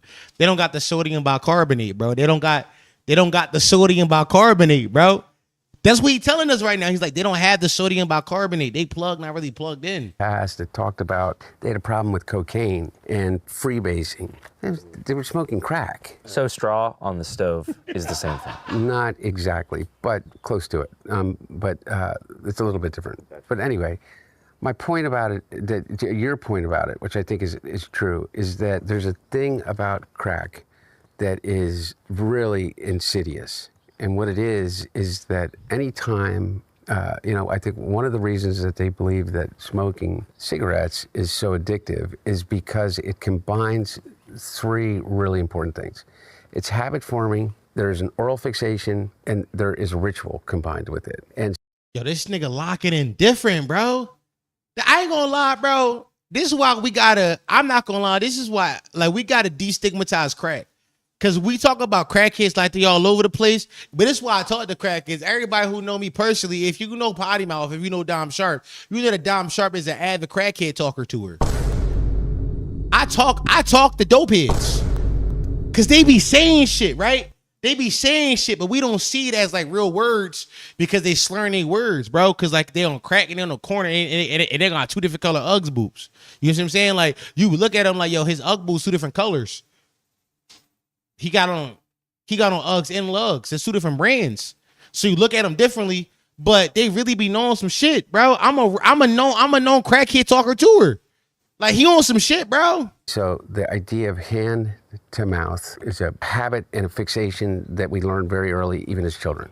With a pacifier, with a spoon, with your thumb, even to breastfeeding. Okay, so I don't want to get into the psychology of it because I'm no expert, but I do know this, is that you combine with that ignition, combustion. You can't say I'm not an expert. He can't say I'm not an expert and then say the word ignition and combustion back to back. Bro, he locking in different. And then you combine the ritual. You have your cigarette in the morning. You have your cigarette when you get out of the car. Mm-hmm. You have your cigarette with your coffee. Crack is that on steroids. It's over and over. There's ritual to it. There's a ritualized part of it. The combination of all of those addictive behaviors together becomes like really powerful. And the drug in and of itself is a more immediate euphoric sensation and connected to it than, in my experience, cocaine alone. Does it require more frequency Shout out Andrew with the Philly chat. You know what I mean? My goal from Philly, not too much of him. to maintain the high? Yes. And the capacity to use more than you could otherwise with powder cocaine, just physically to be able to ingest it. So you're kind of saying that cocaine reaches a certain plateau of euphoria where you can't necessarily get any higher. In my experience, yes. This is like a PSA. If you want to completely, utterly fuck up your life, I don't think that anything is necessarily, oh, you do it once, you're addicted. But there's about the closest thing that statement could be true would be with crack cocaine. Chat, I'm not gonna lie to y'all. Here comes the money. Here we go. Money talk. Here comes the money. Pitt said he like if Neil deGrasse Tyson was a fiend. No, for sure. I'm not gonna lie, yo. This nigga talking, but I can't. He made crack sound vicious, bro. He made that shit sound vicious. I want to smoke a little crack now, chat. Like, I don't know. Like, he described it like too lovely. Like he described it too lovely. Euphoric. Don't say I'm gonna feel euphoric after doing it, bro. I never felt euphoria. I've never felt euphoria or nirvana. I want to feel both of those things, bro. Bro, he made it sound luxurious. And they're going to say this is a PSA of how not to fuck up your life. What you mean, bro? Your life sound like super thorough. His life sound thorough as shit. Reaganomics, no. Hunterology. You start smoking crack, you going to start robbing niggas again. Oh, for sure. Yeah. For sure. I'm on the crack. I'm back on the block, bro. It is what it is, bro. It is what it is, bro. I'm not gonna lie. First things first, 2 questions, chat. Are we buying or selling the amazing journalism that Channel 5 did? Are we buying or selling that? Because to me, that's a buy.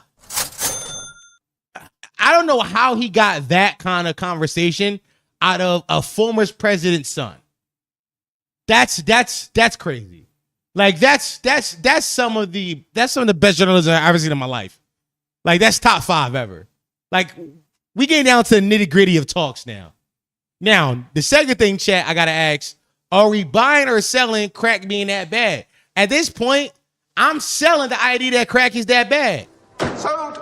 Crack might be some sauce, and I'm buying. Actually, who got crack? I'm ready to buy. I'm selling the idea that crack is this bad drug.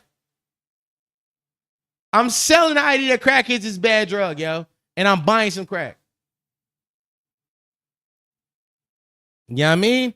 It is what it is, bro. It is what it is. They made crack sound like it was crazy, but he described it as euphoric. Actually, chat, here's what I want. I'm giving potty mouth homework. Chat, I'm giving potty mouth homework. The first ever potty mouth homework assessment. The first ever Potty Mouth homework assignment. Here's what I want for y'all to do. For all my niggas that still live in the trenches, right? For all my niggas that still living in the trenches, the next time you see a crackhead, I want you to have a conversation with him. No bullshit, bro. I want you to go talk to him.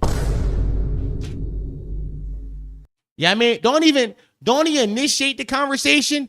But you know how sometimes for all my niggas live in the trenches, sometimes the crackhead will be talking around you. Just be like, yo, what you said, and listen to him.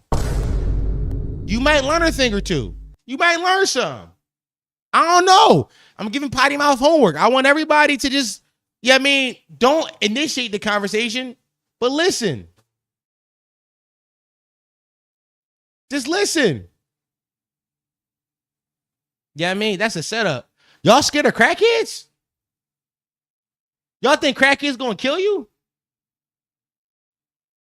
Does this man like a man who's gonna kill you? Does Hunter Biden look like somebody who will kill you? What are you talking about? We look at the face of crack right now. We're good. Go downtown. You ain't even gotta go downtown, Reg, for all my Philly niggas, go down Kensington and Allegheny. Matter of fact, don't talk to them. They down on crack. They on Trink. They on Trink. Trink a different drug. They dipped out. That's zombie land. Tranquilizer. It's horse tranquilizer. They dipping. They dipping. Go talk to a crackhead. I ever told you about the time I was inside the Habibi store and I saw somebody buy a dipper? I saw somebody buy angel dust. It was the craziest shit I've ever seen in my life. By the way, it was 8 a.m. It was, I'm like, bro, it was 8 o'clock in the morning. It was 8 o'clock in the morning. It was one of the nights I haven't slept yet. If you know me, if you know Poddy, if you know me, then you know that happens pretty often. Sometimes I don't sleep, but it's 8 o'clock in the morning. And oftentimes, mostly most days, I start my day, I go to the store, I get a Cherry BLK and I get a big bottle of water. So I go to the store to go get a Cherry BLK and a big bottle of water. And I'm in that John. I see boy in the store. He tries to sell me some weed. I'm like, nah, cuz I'm good. Appreciate you though. I always say thank you. Know why? I have manners. Whenever nigga try to serve me and I don't want his drugs, I say thank you either way. I be like, you know what I'm saying, appreciate the offer. Because what if I did need it? You doing your job. That's good customer service type shit. But then as soon as I'm waiting, because Habibi had to go to the back to get my Cherry BLK. A fiend walk in. She like, yo, I got my cigarette. You got me now? He said, yeah. I turn around, I look at the process happen. It's two of them actually. He take 2 cigarettes. He got like a little vial. He take both the cigarettes, dip them, hand it to her, take the money. I'm like, that's how that shit work? That's crazy. That's crazy. I've never seen nothing like that. I've never seen like that. You know what I mean? Real shit. Real stories from my life. I'm up at 8 a.m. trying to buy Cherry BLK in a big bottle of water. That's real shit. It wasn't crack. No, it was dippers, bro. We talking about angel dust now. You know what I'm saying?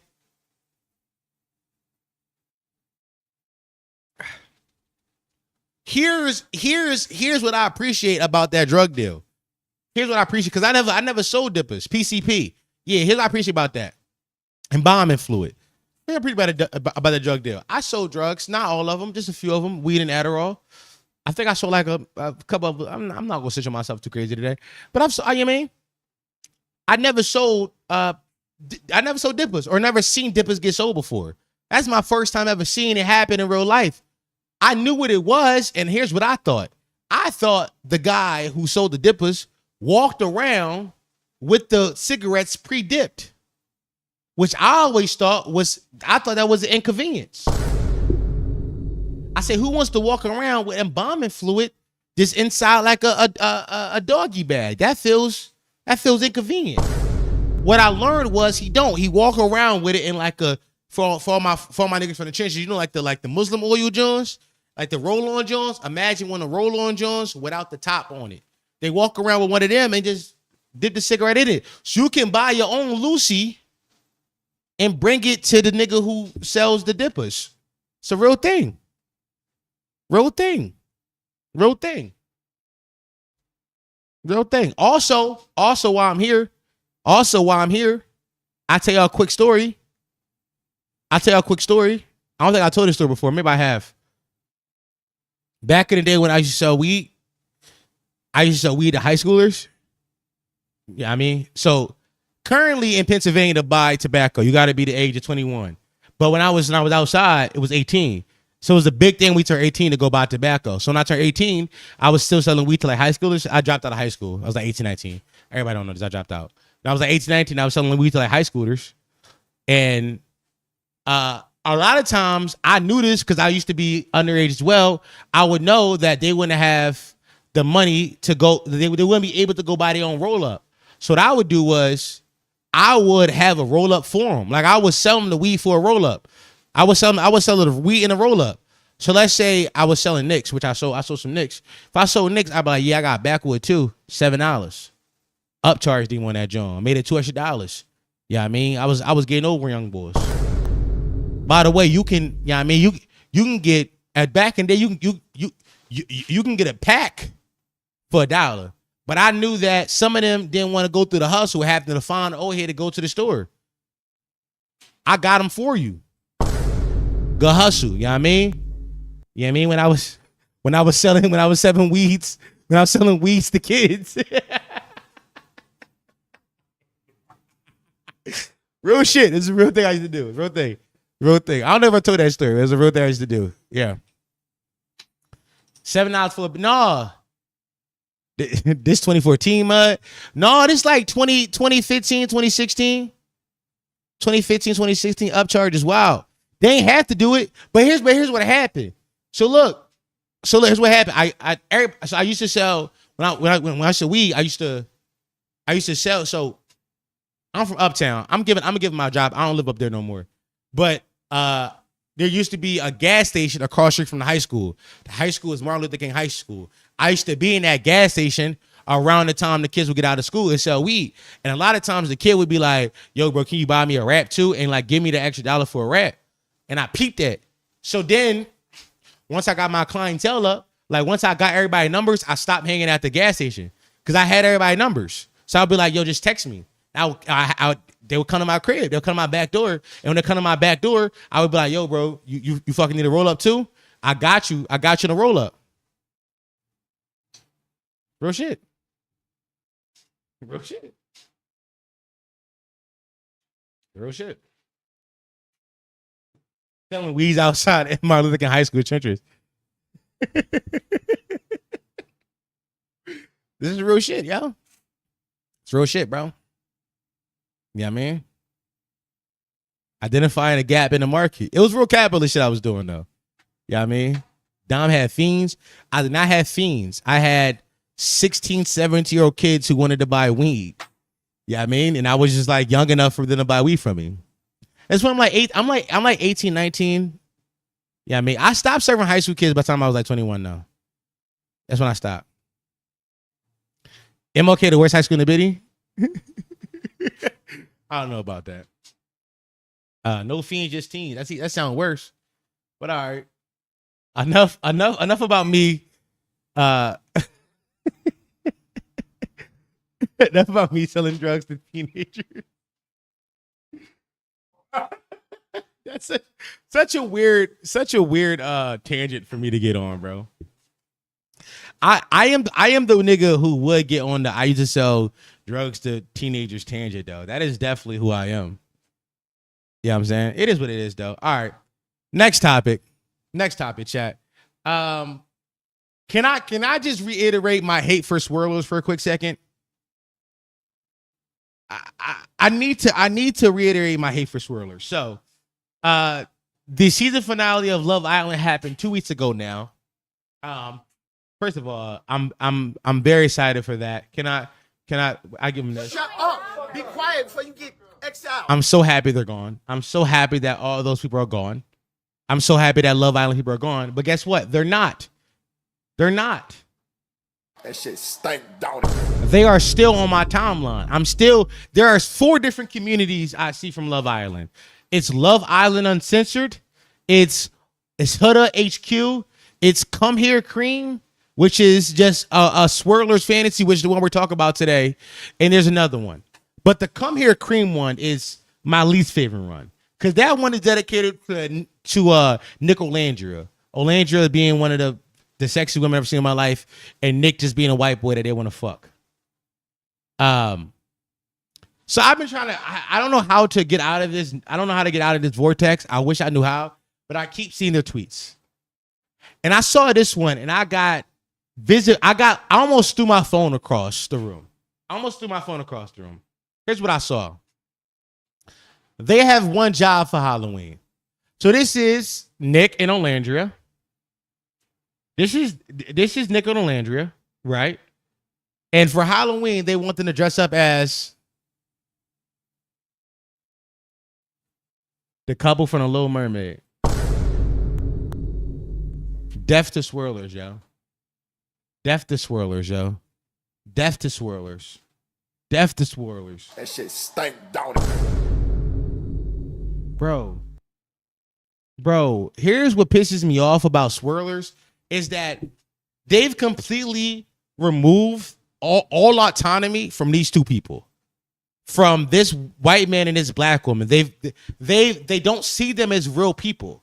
They see them as a couple goal, as something to reach, something to aspire to. So much so that they use their old swirl couple goal and be like, you gotta dress up for them. It's Halloween. This is what they say. Chat. This shit got 71,000 likes. 71,000 likes. This shit got, chat. Bro, the Swirlers gotta die. Swirlers gotta die. So, chat, I'm here to ask y'all not buy or sell. I'm here to ask you, are y'all bailing me out if I kill a Swirler? Yes or no? Because I think if I just kill like one, I can get the message across. Just one of them. Just one of them. Yes. We got you, bro. Yeah, I'm bailing you, Buzz. We got you. You kind of ODing. Sometimes you go out. Sometimes you got OD. Sometimes you got OD, bro. Zay talking about some no. Zay, you're a nasty fucking fuckhead. How about that? I got you, bro, for sure. Thank you, Brody. I appreciate that. This made me like violently upset. I'm not gonna lie. It made me violently upset. By the way, all of Island Talks at this point, here's what I learned. Because like I said, I can't stop seeing the tweets. But also I have a curious mind.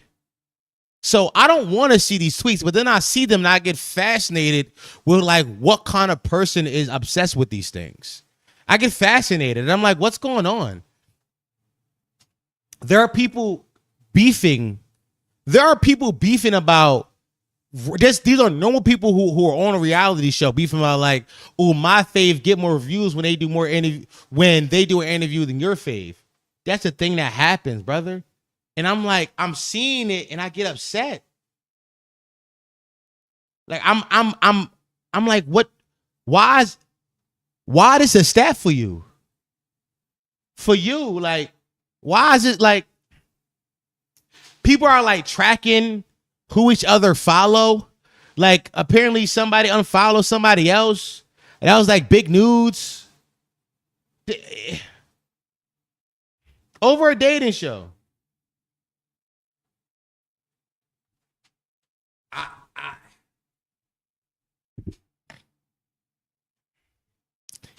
This what happens when we don't have a monoculture.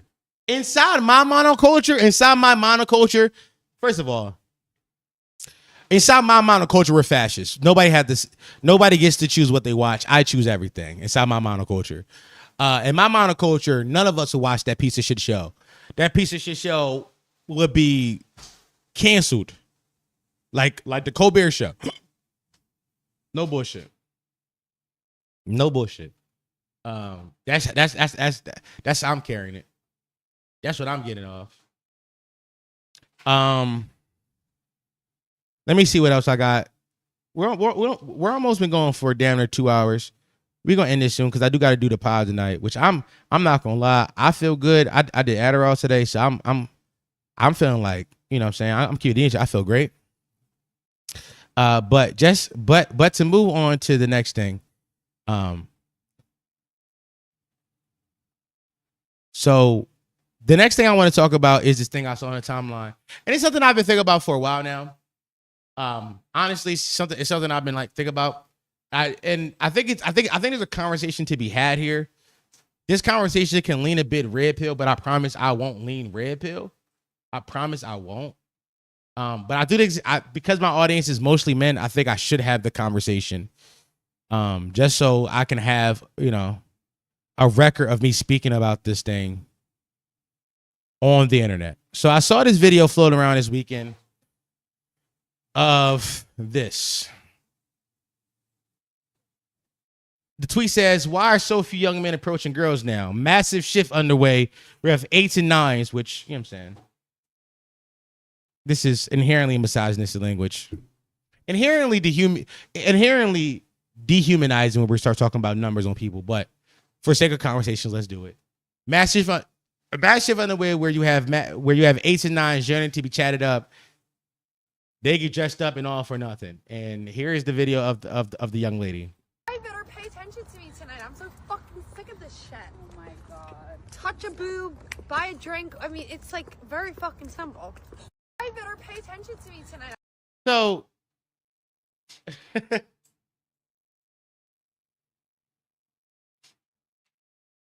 I have a few thoughts with this. I have a few thoughts. I think that it's definitely a skit. I don't know if it's a skit. Here. That's obviously first of all, alien home phone. That's Billy William Toast. So I have a few thoughts on this. The first thought I have is I don't think that is the majority of women want to be talked to.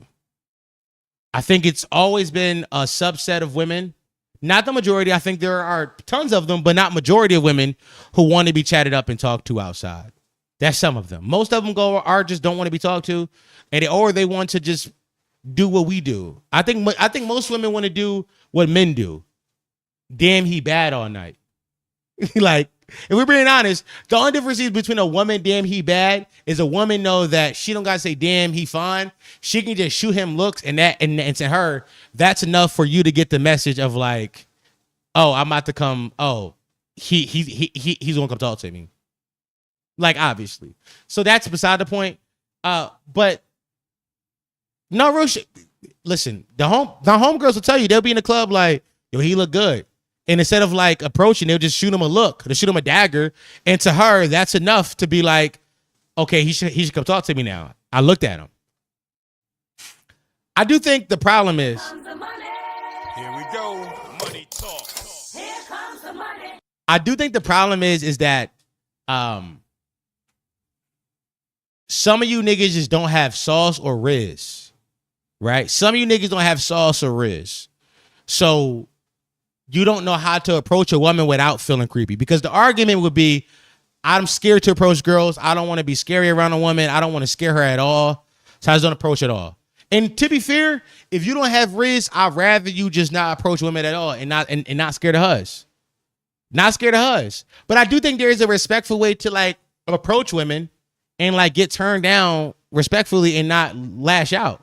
Right? The whole like Me Too movement, which started with like women being like, men are sexually assaulting us, and because they have a lot of fucking power, that turned into regular women being like, hey, also, I'm tired of being catcalled. That's weird. Like, that came from men who just didn't know how to take no for an answer. Right? Now, I would be lying to you if I said there weren't women out there who just hate men and don't want to be spoken to at all. But read the room. Read the room. Read the room. Just read the room, broski. Like, there's a way to like say hi, like to walk up to a girl and like fill it out. Here's what I think.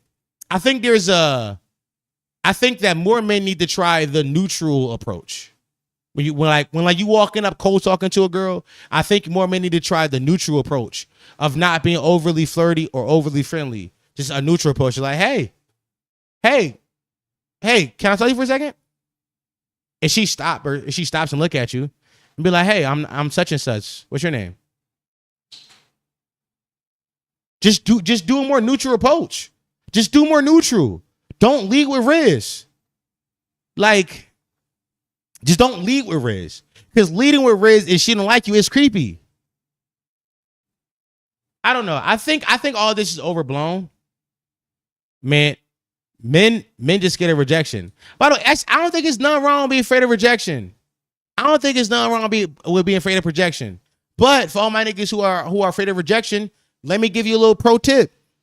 Flirt with the bartender, chat. Flirt with the bartender. Flirt with the bartender. The bartender's job is to be nice to you. She will flirt back with you. Now, make sure you tip her when you flirting with her. Make sure you tip her. But like, flirt with the bartender. That's her job. See the ball go in. You gotta see the ball. Listen, if you the type of guy that need to see the ball go in, just, you know what I mean? Don't harass. First of all, most good bartenders at most good bars, like, are going to talk to you. They're going to say, "Hey, where you from?" Da da da. They're going to mention something about you, and go off that. Just talk to get the feeling of talking to a woman and what that feels like. Flirt with the bartender, but you got to know when you flirt with the bartender. This ain't going nowhere. You flirting with her just on some, like, to get banter, chatting, get it going. You know what I mean? See the ball go in. Sometimes you gotta see the ball go in. There's nothing wrong with seeing the ball go in. Niggas just say harass the employee. It's not harassing the employees if you're just having a conversation with the bartender. First of all, I don't know how okay. Have you been to a bar? Have you been to a bar?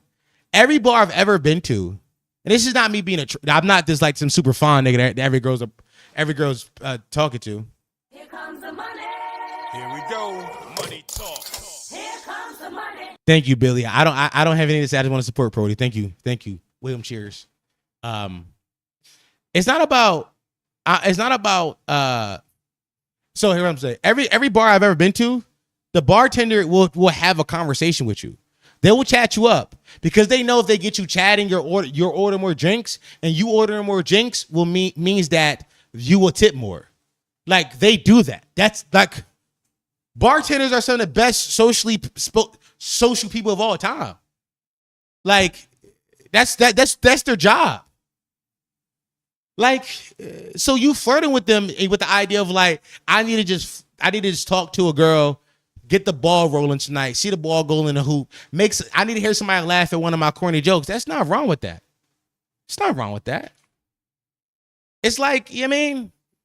I'm not telling you to sexually assault the bartender. I'm not telling you to walk up to the bartender and be like, "Damn, mama, you bad as shit." Don't do that. That's weird, my nigga. I'm saying when like the bartender when the bartender's getting your drink, be like, "Oh, I like your jersey. Oh, I like your shirt. I like your hair." And guess what? They'll have a conversation with you about this. They'll be like, "Oh, well, let's do this. We're talking." The fuck is wrong with you?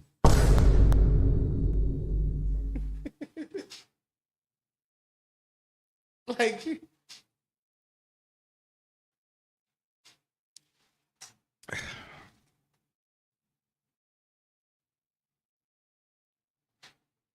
seeing the ball go in is just supposed to help with the nerves and build confidence in no part situation. Exactly.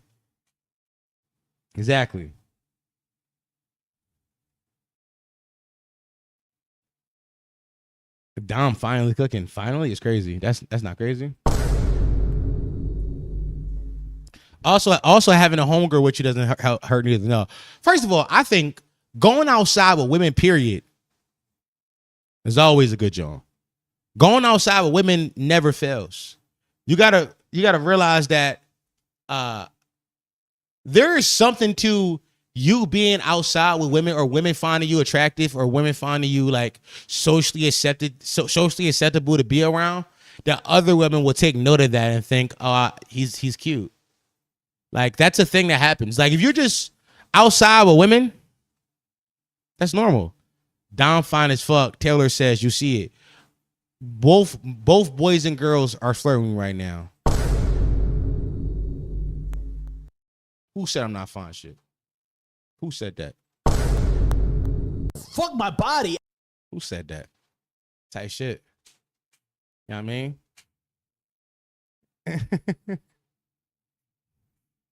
Yeah, I mean, both boys and girls are flirting with me in chat right now. Who said I'm not flash? Who said I'm not? High cheekbones. Yeah, I mean, good facial structure, good beard. Yeah, I mean, I'm sorry to tell y'all. Wave check. I'm gonna be honest with you. There's no waves underneath this joint. I'm gonna keep it all the way buck with you. There's no waves, chat. There's no waves. Here comes the money. Here we go. Money talk. Here comes the money. I'm not gonna lie. That's hate, Bill. You not fine shit. You trenches fine. That's hate. That's hate. Yellow is your color. 2 women now. Yeah, I mean, come on. That's I mean. Why can't I be fine shit? Why can't I be fine shit? Like, that's not. Dom look good till Kyle show up. I'm not gonna lie. Not only is that hate, that's Dickie and too.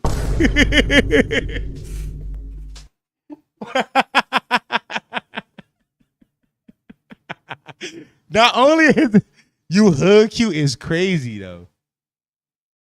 This is nasty work, bro. Dom not wearing a Salmon shirt this week. Cause all my lights and whites are back there. I gotta fold them. Nah, that's fucked up what they doing. Ain't that fucked up, bro? It's cool, y'all. We good. Listen. You know what I'm saying? Hey, listen. You would do numbers on Grindr. No, I would, bro. I'm trade for sure. I'm trade. I'm good trade. I'm good trade. I'm good trade. Here comes the money. Here we go. Money talk.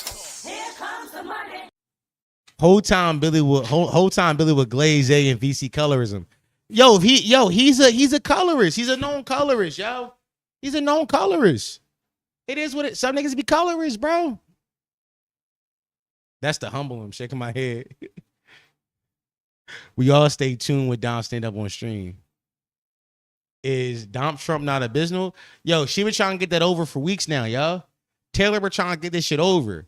And the fucked up part is my ass not fat. That's the part that killed me though. Like if my ass was fat, I would be like, no, for sure. It's not though.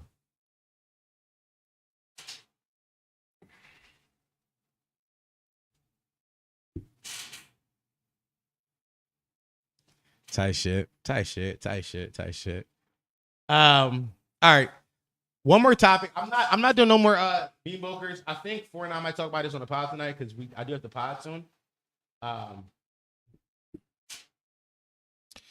But one more topic before we go. Can I just tell y'all about Drake Night for a second? And I'm probably gonna talk about this on the pod again. But you know what I'm saying? Sometimes, you know what I'm saying? Drake Night was very fun. Very fun. Very fun night. Can I show y'all some of my aura farms? Here comes the money. Here we go. Money talk. Here comes the money. Unknown colors. I said you was hood cute. That's still cute just with a black and mild filter. All right, yo. First and foremost, can I show y'all some pics I posted from when I went outside? First and foremost, I dropped this joint on the timeline. This shit got 40. Can I just show y'all my motion? Can I talk about my motion? The DON motion is crazy, bro. The DON motion, 45,000 views. Excuse me, 4,500 views on the mirror pic plus the fire. Come on, the DON motion. DON motion, you know what I mean? It's the DON motion. I mean, it's different. 7 retweets, 76 likes. That's the DON motion. So it's the first pic I posted. You know what I mean? Not gonna lie. I look good, twin. You can't say I don't look good. Can't say I don't look good type shit. And then I came back with, I was aura farming bad, bro. I was aura farming bad. You know what I mean? This me on stage with like the purple lights. The purple lights. You know what I mean? And then I'm leaking the album cover in it.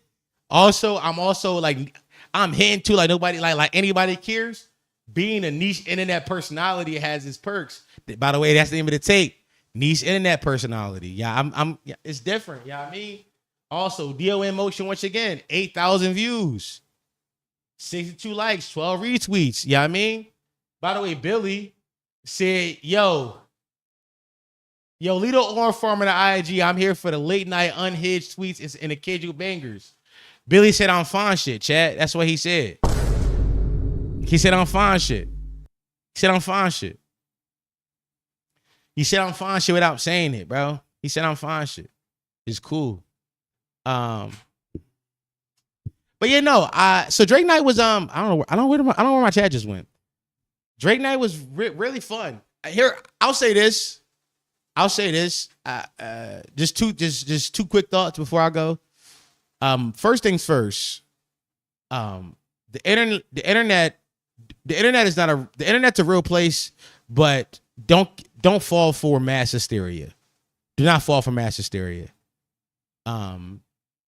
We sold out 1,000-person venue, and all we did was play Drake all night. Drake wasn't even there. We just played his music. I was on stage. We sold out 1,000-person venue, and it was me. It was DJ Dirty South Joe, who's 50, and me on stage. Great night. So don't believe that. But also, don't believe the hype because the internet try to tell y'all that women are cool off Drake. They are not. They are not. It was some of the baddest women I've ever seen in my life in the building that night. Some of the baddest I've ever seen in my life. Like, it was crazy, bro. Like, I'm not even. It was really good. It was really good sauces in there. Better than me. North Face boy, stop with this. Stop. Come on, y'all. This whole last segment is down just flexing. No, I want to talk about it. We talked about it going up into this, so I want to talk about it afterwards. It was very fun. I had a lot of fun. I was on an Adderall and I was very drunk. We had a whole bottle of Espolon. I'm not gonna lie to y'all. I haven't thought about the night inside its entirety yet. Cause I woke up the next morning, I started thinking about like some of the cringe things I did, and it's hard for me not to cringe. Here's the thing: being a host, I've hosted before. I've hosted many a times before. The problem with hosting is like you don't realize the shit you do is cringe until you look back at it in the moment, look back at it next day. Because in a moment it works, right? It got the crowd going, the people are having a good time, you're having a good time, everything's fun until you look back on it like, oh shit, that was cringe. There's a few cringe moments I can't I gotta stop. I can't look back on. But other than that, we look back at that dump truck.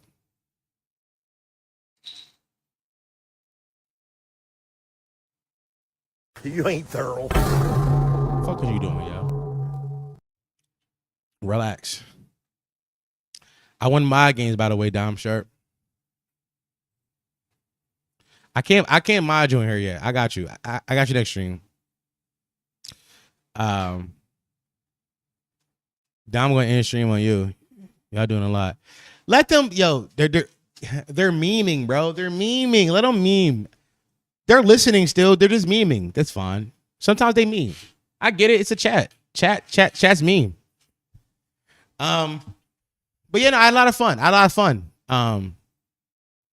Gizzy came out, Kyle came out, Tim came out, some people came out. Really good time. I tell y'all what, I had some work in the building. I had some work in the building. But that's a Patreon talk. That's a Patreon talk, and that's where I'm gonna leave it at. That's where we're gonna leave it at. If you want to hear about that, patreon.com/Poddy Mouth. We'll talk about that tomorrow.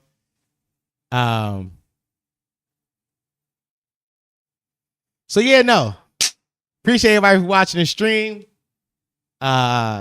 For all of our only stream watchers, we see it on Friday. For all of our members of Patreon and all our members of our YouTube membership, we'll see you tomorrow. Hopefully, we got some clips coming out this week because we barely posted any clips this week, so I want to get back to posting some clips.